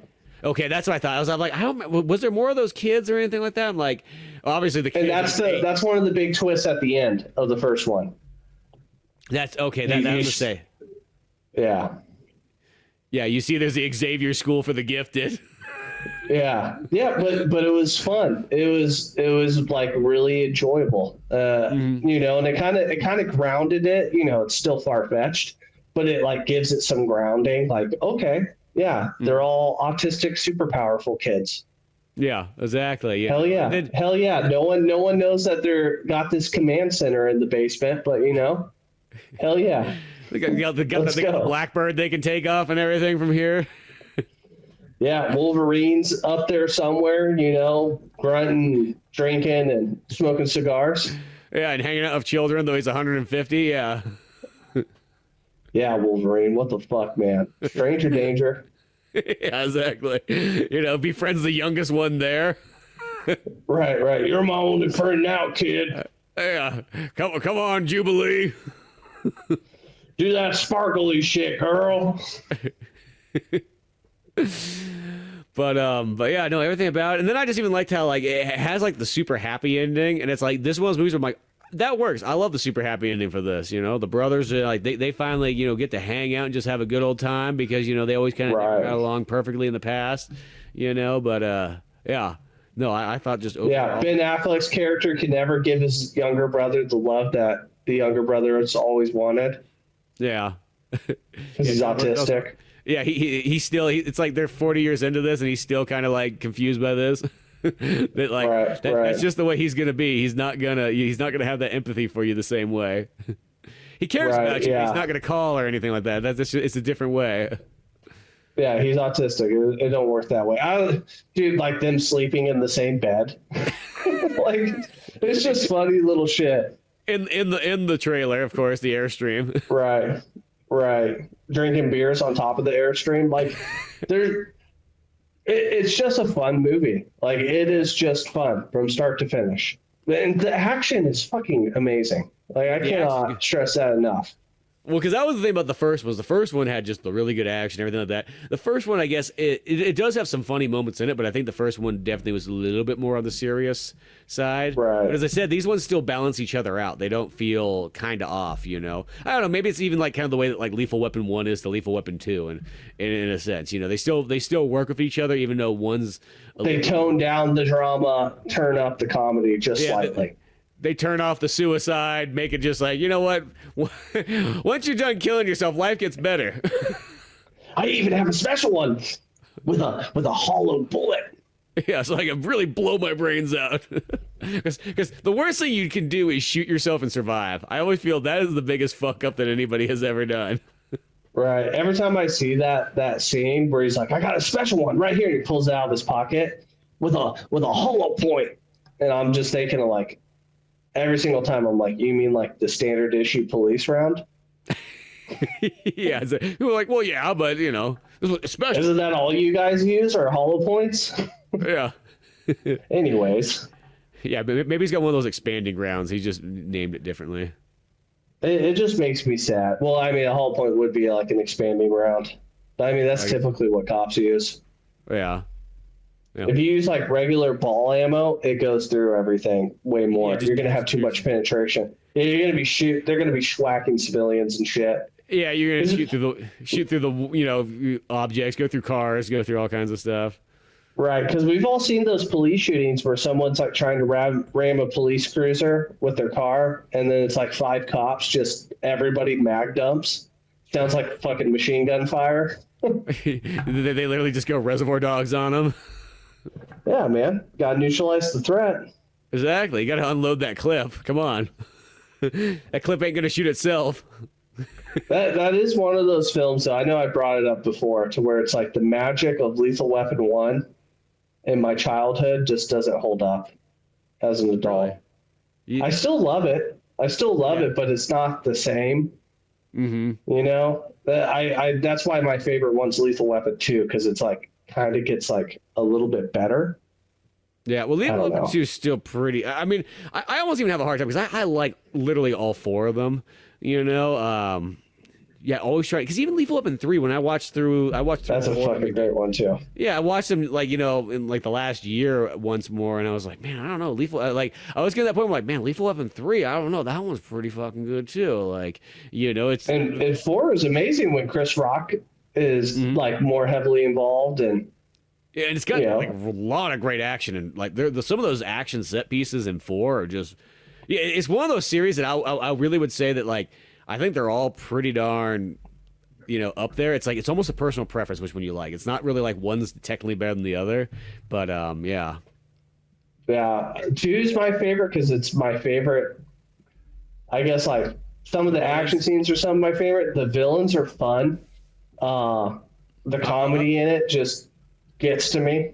And then of course the female character that Riggs is with, I always thought she was a fucking hottie, so. Yeah, that's the South African British lady. Yeah. Dutch, my friend. Dutch. Oh, yeah, that's right. Yeah. That was the thing is when I was a kid, I used to get really confused by that movie because it's like, because Mel Gibson keeps calling them Nazis, so it was like, wait, are they German? But then they said South African, and then I just kind of was like, I'm not too sure what they are, to tell you the truth. Yeah, he's doing what we do today, and just anyone you disagree with, you call him a Nazi. Yeah, he was just doing that in like 80 or 89 or whatever. He was way ahead of his time. That's a thing. He's a trendsetter, bro. Dude, you know what's another movie I fucking watched again? Speaking of Mel Gibson, Edge of Darkness. That's a good movie. Oh my God. I just did I felt like the dude who directs that movie, I'll have to almost look that up because I felt like I just did something that I just watched something that guy did. Who made that movie exactly? Oh, Martin Campbell. It was on. It was on TV. Go ahead. I was say it's Martin Campbell, the guy who did GoldenEye and Casino Royale. Oh, okay. It makes sense because it's a very grounded and gritty and. Yeah. No. Sounds like those feels of those movies, but. I almost. Yeah, dude. I think that's Mel Gibson's last starring role in cinemas. Really? Because I think past that point, his movies became the straight to DVD / if he was in there, he had to be the villain or something like that, like Expendables 3 and so on. Right. Well, that's sad because that's another one of those movies to where it's like doesn't get a lot of love, but at the same time, you're just like, God damn, Mel Gibson's so fucking good. Yeah. No, it was on TV. It was on like HBO or something like that, and I put it on and I was like cleaning. And then I just ended up getting distracted and watching it because it's just so fucking good.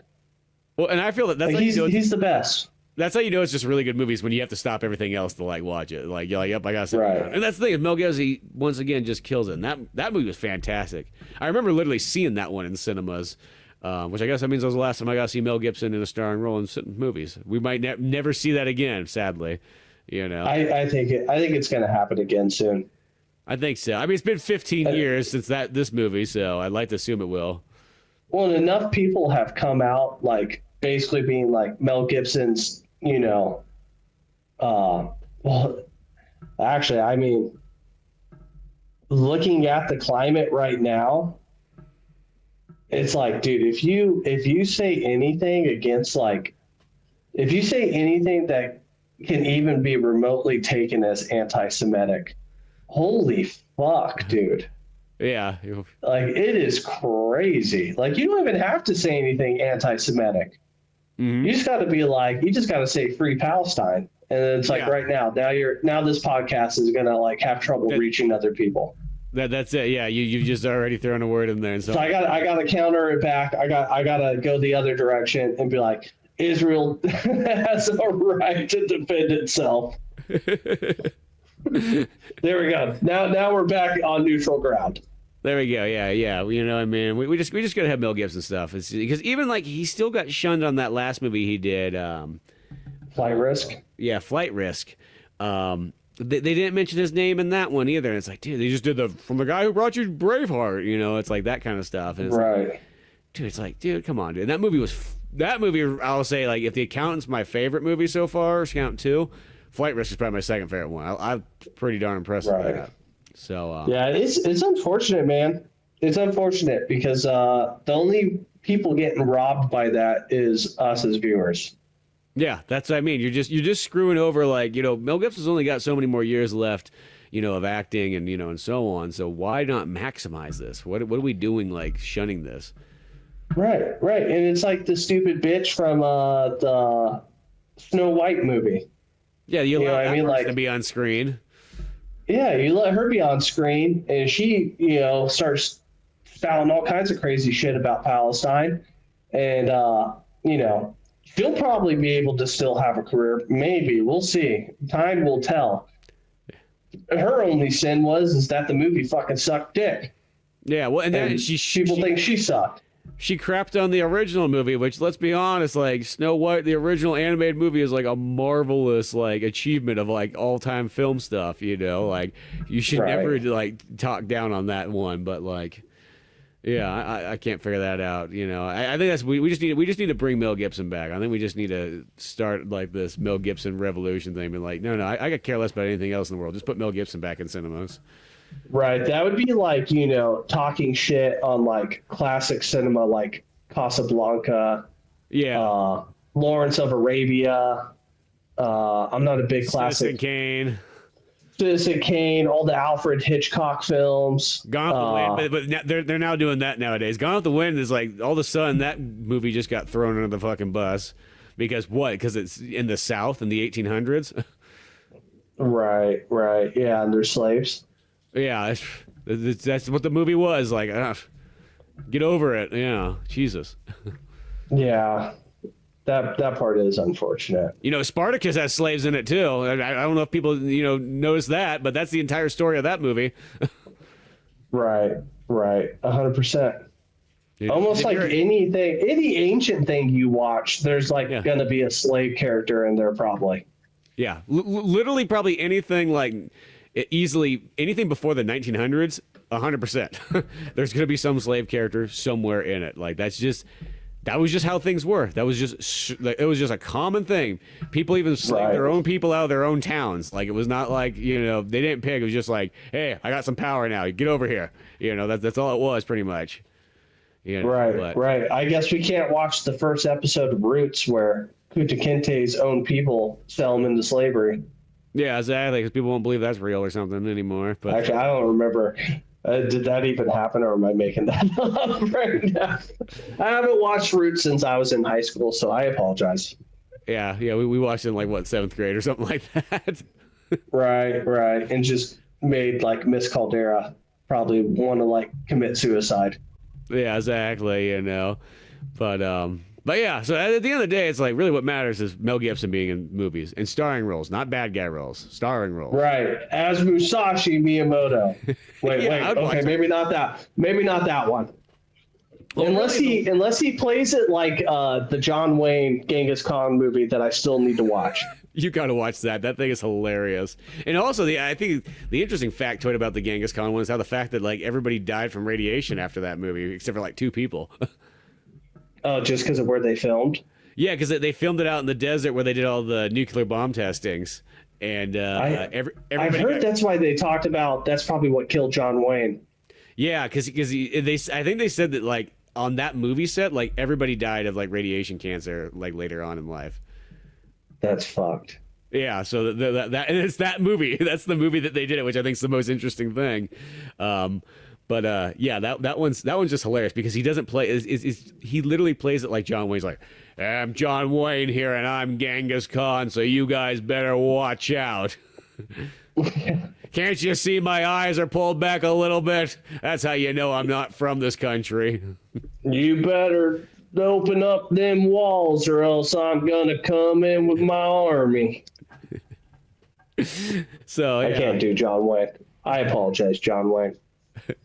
But no, I think that's just hilarious, and you know what I mean. And that's really like in a sense like true acting is the fact that you're supposed to play people that you aren't. Isn't that the whole thing of acting? I always think about people get all weird about that nowadays, where like nobody can play anybody outside of like their own like country or their own like town. It's weird. It's weird though, because it's like sometimes when people do that, it's rejected. Mm-hmm.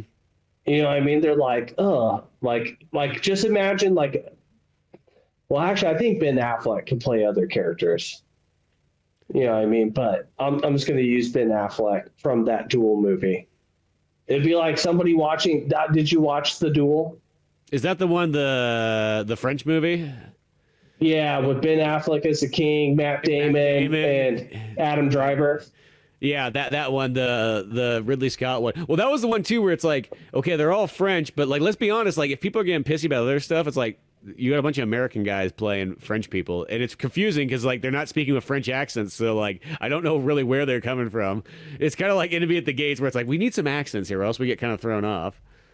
Right, but it'd be like if like Ben Affleck really like went to try and like dive into that role, or even like Matt Damon, and you'd be like, it's Ben Affleck. Instead, Matt Damon looked like he was just going to like a Metallica concert in that one. Right. I don't really remember the movie very well, but I don't know why that was the first thing that came to mind. Probably because of The Accountant too. That was one of those movies that I remember I thought I was gonna like a little bit more than it was. It was kind of okay, but there was a couple moments in there that were fucking hilarious. You know, Right. like there's that hard cut. It'd be like John Bernthal not speaking with like a Southern accent, Southern sounding ish accent. You'd be like, hey, that's John Bernthal. Like, I don't give a fuck what character he's playing. Like, he's going to kill it in whatever role, but he's going to sound like John Bernthal. He's not going to be, Daniel Day-Lewis, who, whatever the fuck character he's playing, like, he's unrecognizable.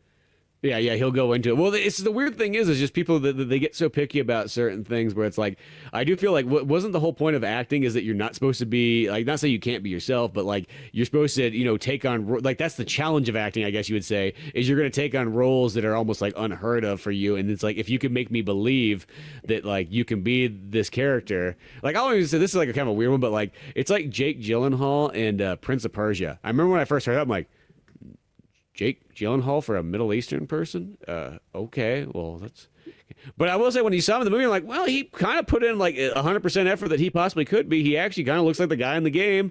He's got the tan and everything. Right. But like people look at that like, but it's like, isn't that like to me, I have to say, isn't that like the biggest challenge if you were an actor, is that like, to make somebody, in a sense, to be able to play a character that's nothing of what you are and to make people believe still, or to suspend that disbelief, In a sense, Robert Downey Jr. in Tropic Thunder. That's like the. I was about to say that, you son of a bitch. It's the biggest suspension of disbelief, but you go along with it because he makes it work so well. It's like that is about as hardcore acting as you could possibly get if you really think about it. I was about to say that. I was about to be like, one of the greatest examples of what you're talking about is Osiris from Tropic Thunder. Have you seen the shorts that he shot where it's him as Osiris and it's like a documentary style? And they're like. If I remember correctly, I think that's on the Blu-ray disc and so on like that. Oh my god, dude, they're so fucking funny. Where he's like, you just gotta watch them. They're so fucking good. Yeah, as I said, it's been a while since I watched all the special features on there, but I know I have that set.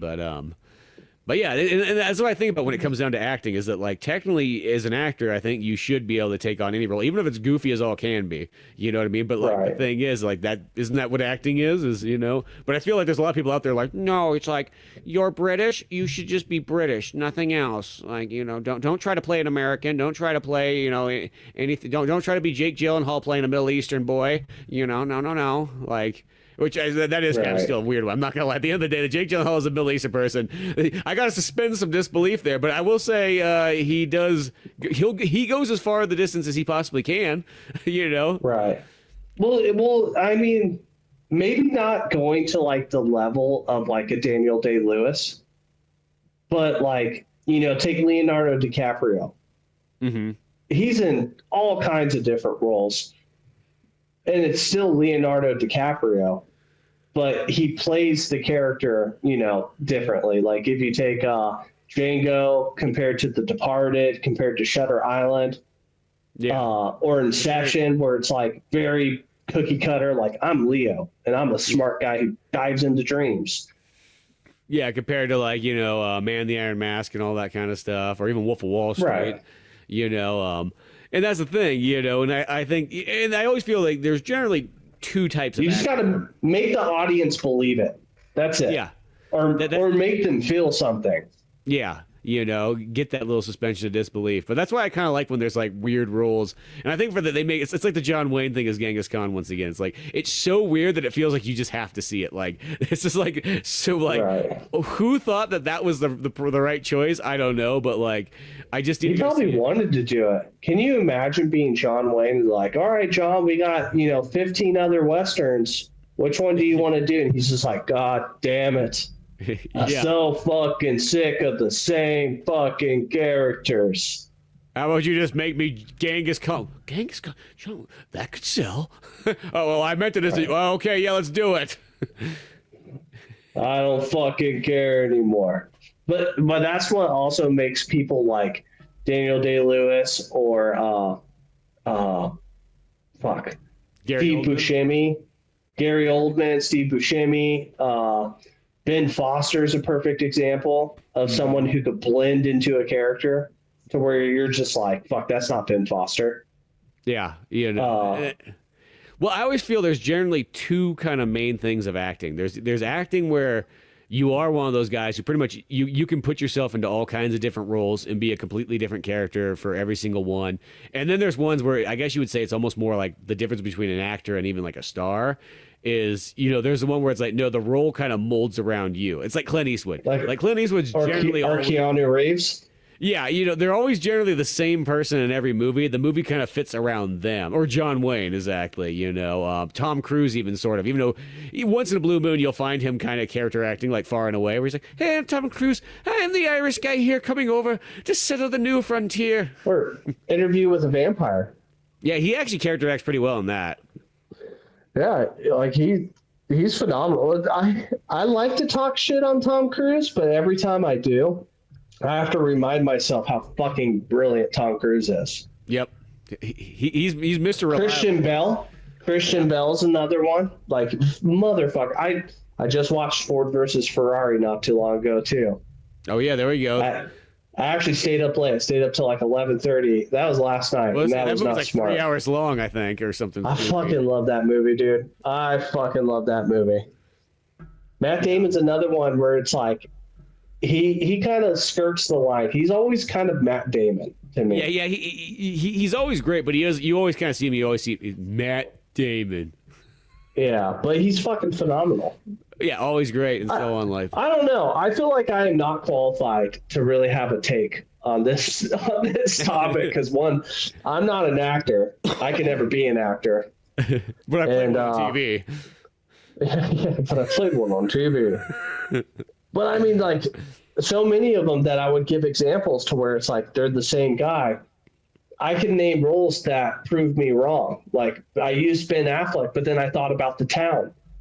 Ben Affleck's not Ben Affleck, like, normally in The Town. Mm-hmm. That's a fucking phenomenal movie. Or Live by Night. Yep, another good one. Yeah. Fuck. I'm sure I'd think of more Ben Affleck ones if I like sat there and thought hard enough. But yeah, it's weird. I think that at the end of the day, they just got to make you feel something, and it's got to be like they commit to where it's like they believe it, I guess, in a way, to where it like translates to you. It's like seeing stand-up comedy on Netflix or on like YouTube compared to being at a show. It's completely fucking different. I've seen Joe Rogan's jokes from like the Vicious Circle one and Eliza Schlesinger and Ali Wong telling jokes that I've seen on Netflix. And then I saw them at the Comedy Store and those jokes just hit completely fucking different. Yeah, exactly. Like it's weird. Well, it's almost like even the other one too is like, this sounds weird, but if you listen to, if stand-up comedy is just being played in the background and it's not like you're watching it or anything like that, then it's just really obnoxious. I don't know what it is. Like stand-up comedy, like if you just kind of hear it like just playing in like another room, I don't know why, but like that's one of the most obnoxious things ever. If it's like if you're not directly involved watching it, Right. It just sounds, it's like almost doesn't sound funny. It just sounds goofy and all that kind of stuff. So it's like, it's weird how there's the levels that kind of up the ante. But granted, it's like going to see a concert. A lot of times you can be almost like a band that you're like, yeah, they're okay. They got a couple good albums. Then you see them live and you're like, well, that was pretty fucking good. Like, I don't know, live, great, Even a band you love. Even a band you love, it's a different feel. Like, and I kind of forgot about that, not being to having gone to a concert in so long. And then you see a solid band live, like a band that's solid on the album and they're just as good live, but now you have the performance as well. Yep. And it's like, it's just like, goddamn, like it's an energy you get from it. And I feel like it's the same thing with film, which is why movie theaters are fucking dope, because you get the sound, you get the big screen, and you have to put your phone away. Yeah. You cannot have distractions. Unless you're a twat. Yeah, unless you're just an ass, and you can't press pause, and anything like that. You can't go to the bathroom. Hey, stop the movie, goddammit! I gotta take a piss. Yeah, there is no bathroom. Yeah. It's all that kind of stuff. Well, it's the one I always think about too. It's like back in high school when we were kind of getting into Motley Crue. I remember we kind of got like we got like the greatest hits album, and it's like you'd be like, yeah, Motley Crue, it's a solid band. You know what I mean? They got fun songs and everything like that, but you weren't going like, man, that was like top tier or anything like that. But then we did the thing where we went to go see him in concert. And when we saw that concert where they did the Red, White, and Crew tour, and just had like all the like probably like I really think about that. I'm like, I don't think we could have seen a better show of Motley Crue than that one we did there, right? Because they were just like on their comeback. Everything was firing all cylinders. They hadn't got to the point where they're kind of a little bit over like the. It was their second tour when they came back, basically. Yeah. So all the original members, they had all the spectacles and the explosions and the fire and all that kind of stuff. And I remember like that was kind of the moment was like, oh shit, once you kind of see them there, and then if you combined it with also the dirt, it's like it made Motley Crue as a band actually a lot better than if it was just their music by themselves. Right, 100%. Yeah, you're totally right. Yeah, because it really adds to it. Because if you just take if you just take Motley Crue just like at like face value, just their music by themselves, I'll say there's probably a lot of other 80s bands that actually stand out way stronger than that. But you add in the character of Motley Crue, the stories, and that their live show and how kind of just fun and wild it is. It's like that tops a lot of the other bands that might have better songs maybe, but they can't top that performance and exposure and whatnot. A more modern version of that for me is Coheed and Cambria, because they're like their first few albums are concept albums, and they correspond with a comic series, like illustrated and written by the lead vocalist and lead guitar player. Yeah, that's right. And so it's like all the lyrics of the songs are lines from the comic series telling the story of the comics from like start to finish. And like I was like, oh, this is a pretty cool band. Oh, they got some. Mainly, what made me like them was a lot of the bass lines. The dude would use pick. Really good. Yeah, he would do pick and he would do slap. So it was like, okay, this is interesting. Let's like pick up some of these like songs. And then I got the comics. I think Thomas Chiquetta had them, and he showed me it. And I was blown away. I was like, holy fuck, this is a dope sci-fi story. This is crazy. And it just keeps stacking on each other, and actually, it'll make you enjoy things more when there's like more layers that keep kind of going down and so on. Right. Yeah, it was an onion. You kept peeling back layers and like diving deeper into the lore and getting more and more into the music and the comics and the spectacle. And then next thing you know, you're like, "Fuck, I like this band a lot." Yeah, well, I remember because I had a hard time with that band at first. I think it was always the singing was a little bit like interesting, but it's weird. It's weird, but once you kind of like get into it and you put yourself in the right mood, it's like, oh, there is some good stuff there for sure. Yeah, the instrumental side of it is fucking phenomenal. Yeah, that's the part. It's ridiculous. The singing still, I mean, even to this day, it's still, I'll say it is a little bit weird. Like, I've never gotten fully wrapped into that. But, yeah, instrument-wise, amazing. Yeah, totally good. And story-wise. Yeah, because they always have something going on in there and so on like that. I haven't listened to that new album that they had just only like in the last 6 months or whatever it was. And I haven't listened to like any new shit. It popped up and I was like, yeah, I'll throw that on. I just threw it on and like, I was like, oh, there we go. There's some cool stuff here. Right. So, but yeah, all that kind of cool stuff, deep diving, all kinds of things. That's what Miyamoto Musashi would do. He would know the way broadly. Yeah, is what he would say. And to go into all his practice and so on. But yeah, no, Samurai 1, 2, and 3 was a fun run. As I said, this has really set me off. I really look forward to trying to find more Musashi things and check them out as time goes on because.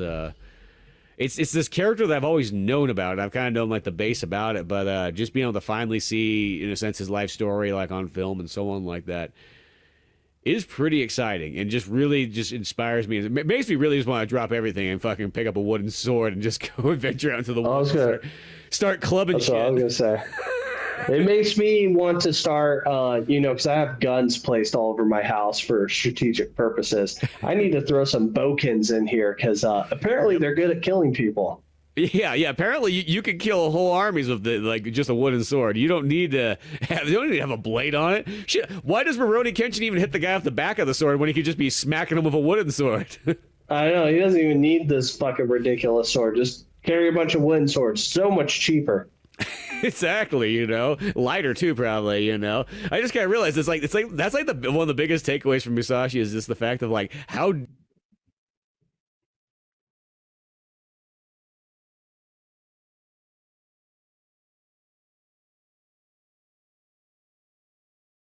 This is all you need. You could take this on a fucking airplane. Right, dude. Yeah. Well, you remember in high school, I tried to get all of you, like, I tried to convince all of our friends to join my wooden, what was it? It was like wooden combat club or something like that. And everybody had to pick a weapon. Yeah, I do remember. You know what I mean? And we're going to go beat each other. It literally sounds like the episode of South Park where the kids all do the Japanese fun times with weapons. Yeah, but this is before that. Hi, let's go, Kikasu! Suga duka duka, protect my bows. Dude, yeah. What a good thing. All of you guys were like, Josh, you're fucking like mentally ill. I'm not going to, because I think I had a boken. I think I had a wooden sword, and I was like, fuck. Like hitting trees with it, and like, you know, this is in high school. This is how much of a fucking loser I was. But I'm like hitting trees with it, and I'm like fucking like, you know, crushing rocks, just bang, hitting rocks out of the fucking park. And I was like, you know what I need to do? I need to hit one of my friends. I gotta test this shit out. Who would have turned out to be the Butters that gets actually seriously injured? I don't know. That's the thing, you know, but even still, yeah. You know, all my friends were always in danger at some point. I might hit you randomly, knock something out of your hands. I don't know. You might even just stab yourself accidentally. I might stab. Yeah, I was a danger to myself too. So yeah, there's all that kind of stuff, but yeah, I don't know. It's like the Musashi story does make you just feel like, you know what? All I need in life is a wooden sword, and that's it. I'll find a way. My samurai sword I bought while at the Motley Crue concert, and I tried to convince one of you to hold something up on your hand so I could cut it, and all of you guys were like, "No, you literally only got this an hour ago." Come on, man. You are not Musashi Miyamoto yet. You know what's hilarious? Sekigahara part. You know what's hilarious? We went and saw Motley Crue. Y'all bought like Motley Crue shit. I bought like, I don't know, like a t-shirt or like a wristband, and then a samurai sword. And I carried the samurai sword around the fucking casino floor while we went and played arcade games. Because you just bought it like a pawn shop or something like that we found in Reno. Yeah, walking around town. Well, it's Nevada. I guess if there's, you know, if you could have a, you know, open carry, maybe you could have a open carry of a samurai sword. Right. Yeah. I remember your mom just was like, "God, Spence, you got some retarded friends. Could you look?" She's like, "What'd you guys get?" And I'm like, "I got a sword." Your mom just looks at me and fucking shakes her head. It was $25. I thought it was a hell of a deal. Yeah. This thing's fucking sick. Oh, but She was probably like, "Spence, you need to be careful around that kid." I think you might be mentally off. Yeah, he's not mentally well. Oh, but yeah, no, Musashi, totally inspirational. I want to just go travel the world now, fucking like Ryu and whatnot like that. But yeah, no, I want to see more of this stuff. And these movies, you go check them out. They're on HBO or Max, whatever the hell they call it nowadays. But Criterion. Yeah, get the Criterion ones, you know, and you won't be disappointed. No, you won't be disappointed. They're super good. You know, and it's like they're from the 50s. It might make them sound kind of old, but like they play so strong, you know, and the stories are fantastic. The characters are great, you know, just the action's amazing. And then there's even good comedy throughout there too, even if it's maybe not intentional. Right. But yeah, right. but yeah, oh man, I can't wait to see some more Samurai Good Times. But beyond all that good stuff, you can always check out more of the podcast on YouTube and Spotify. Until then, I'm Spencer Scott Holmes. And Josh. And we'll see you some other time.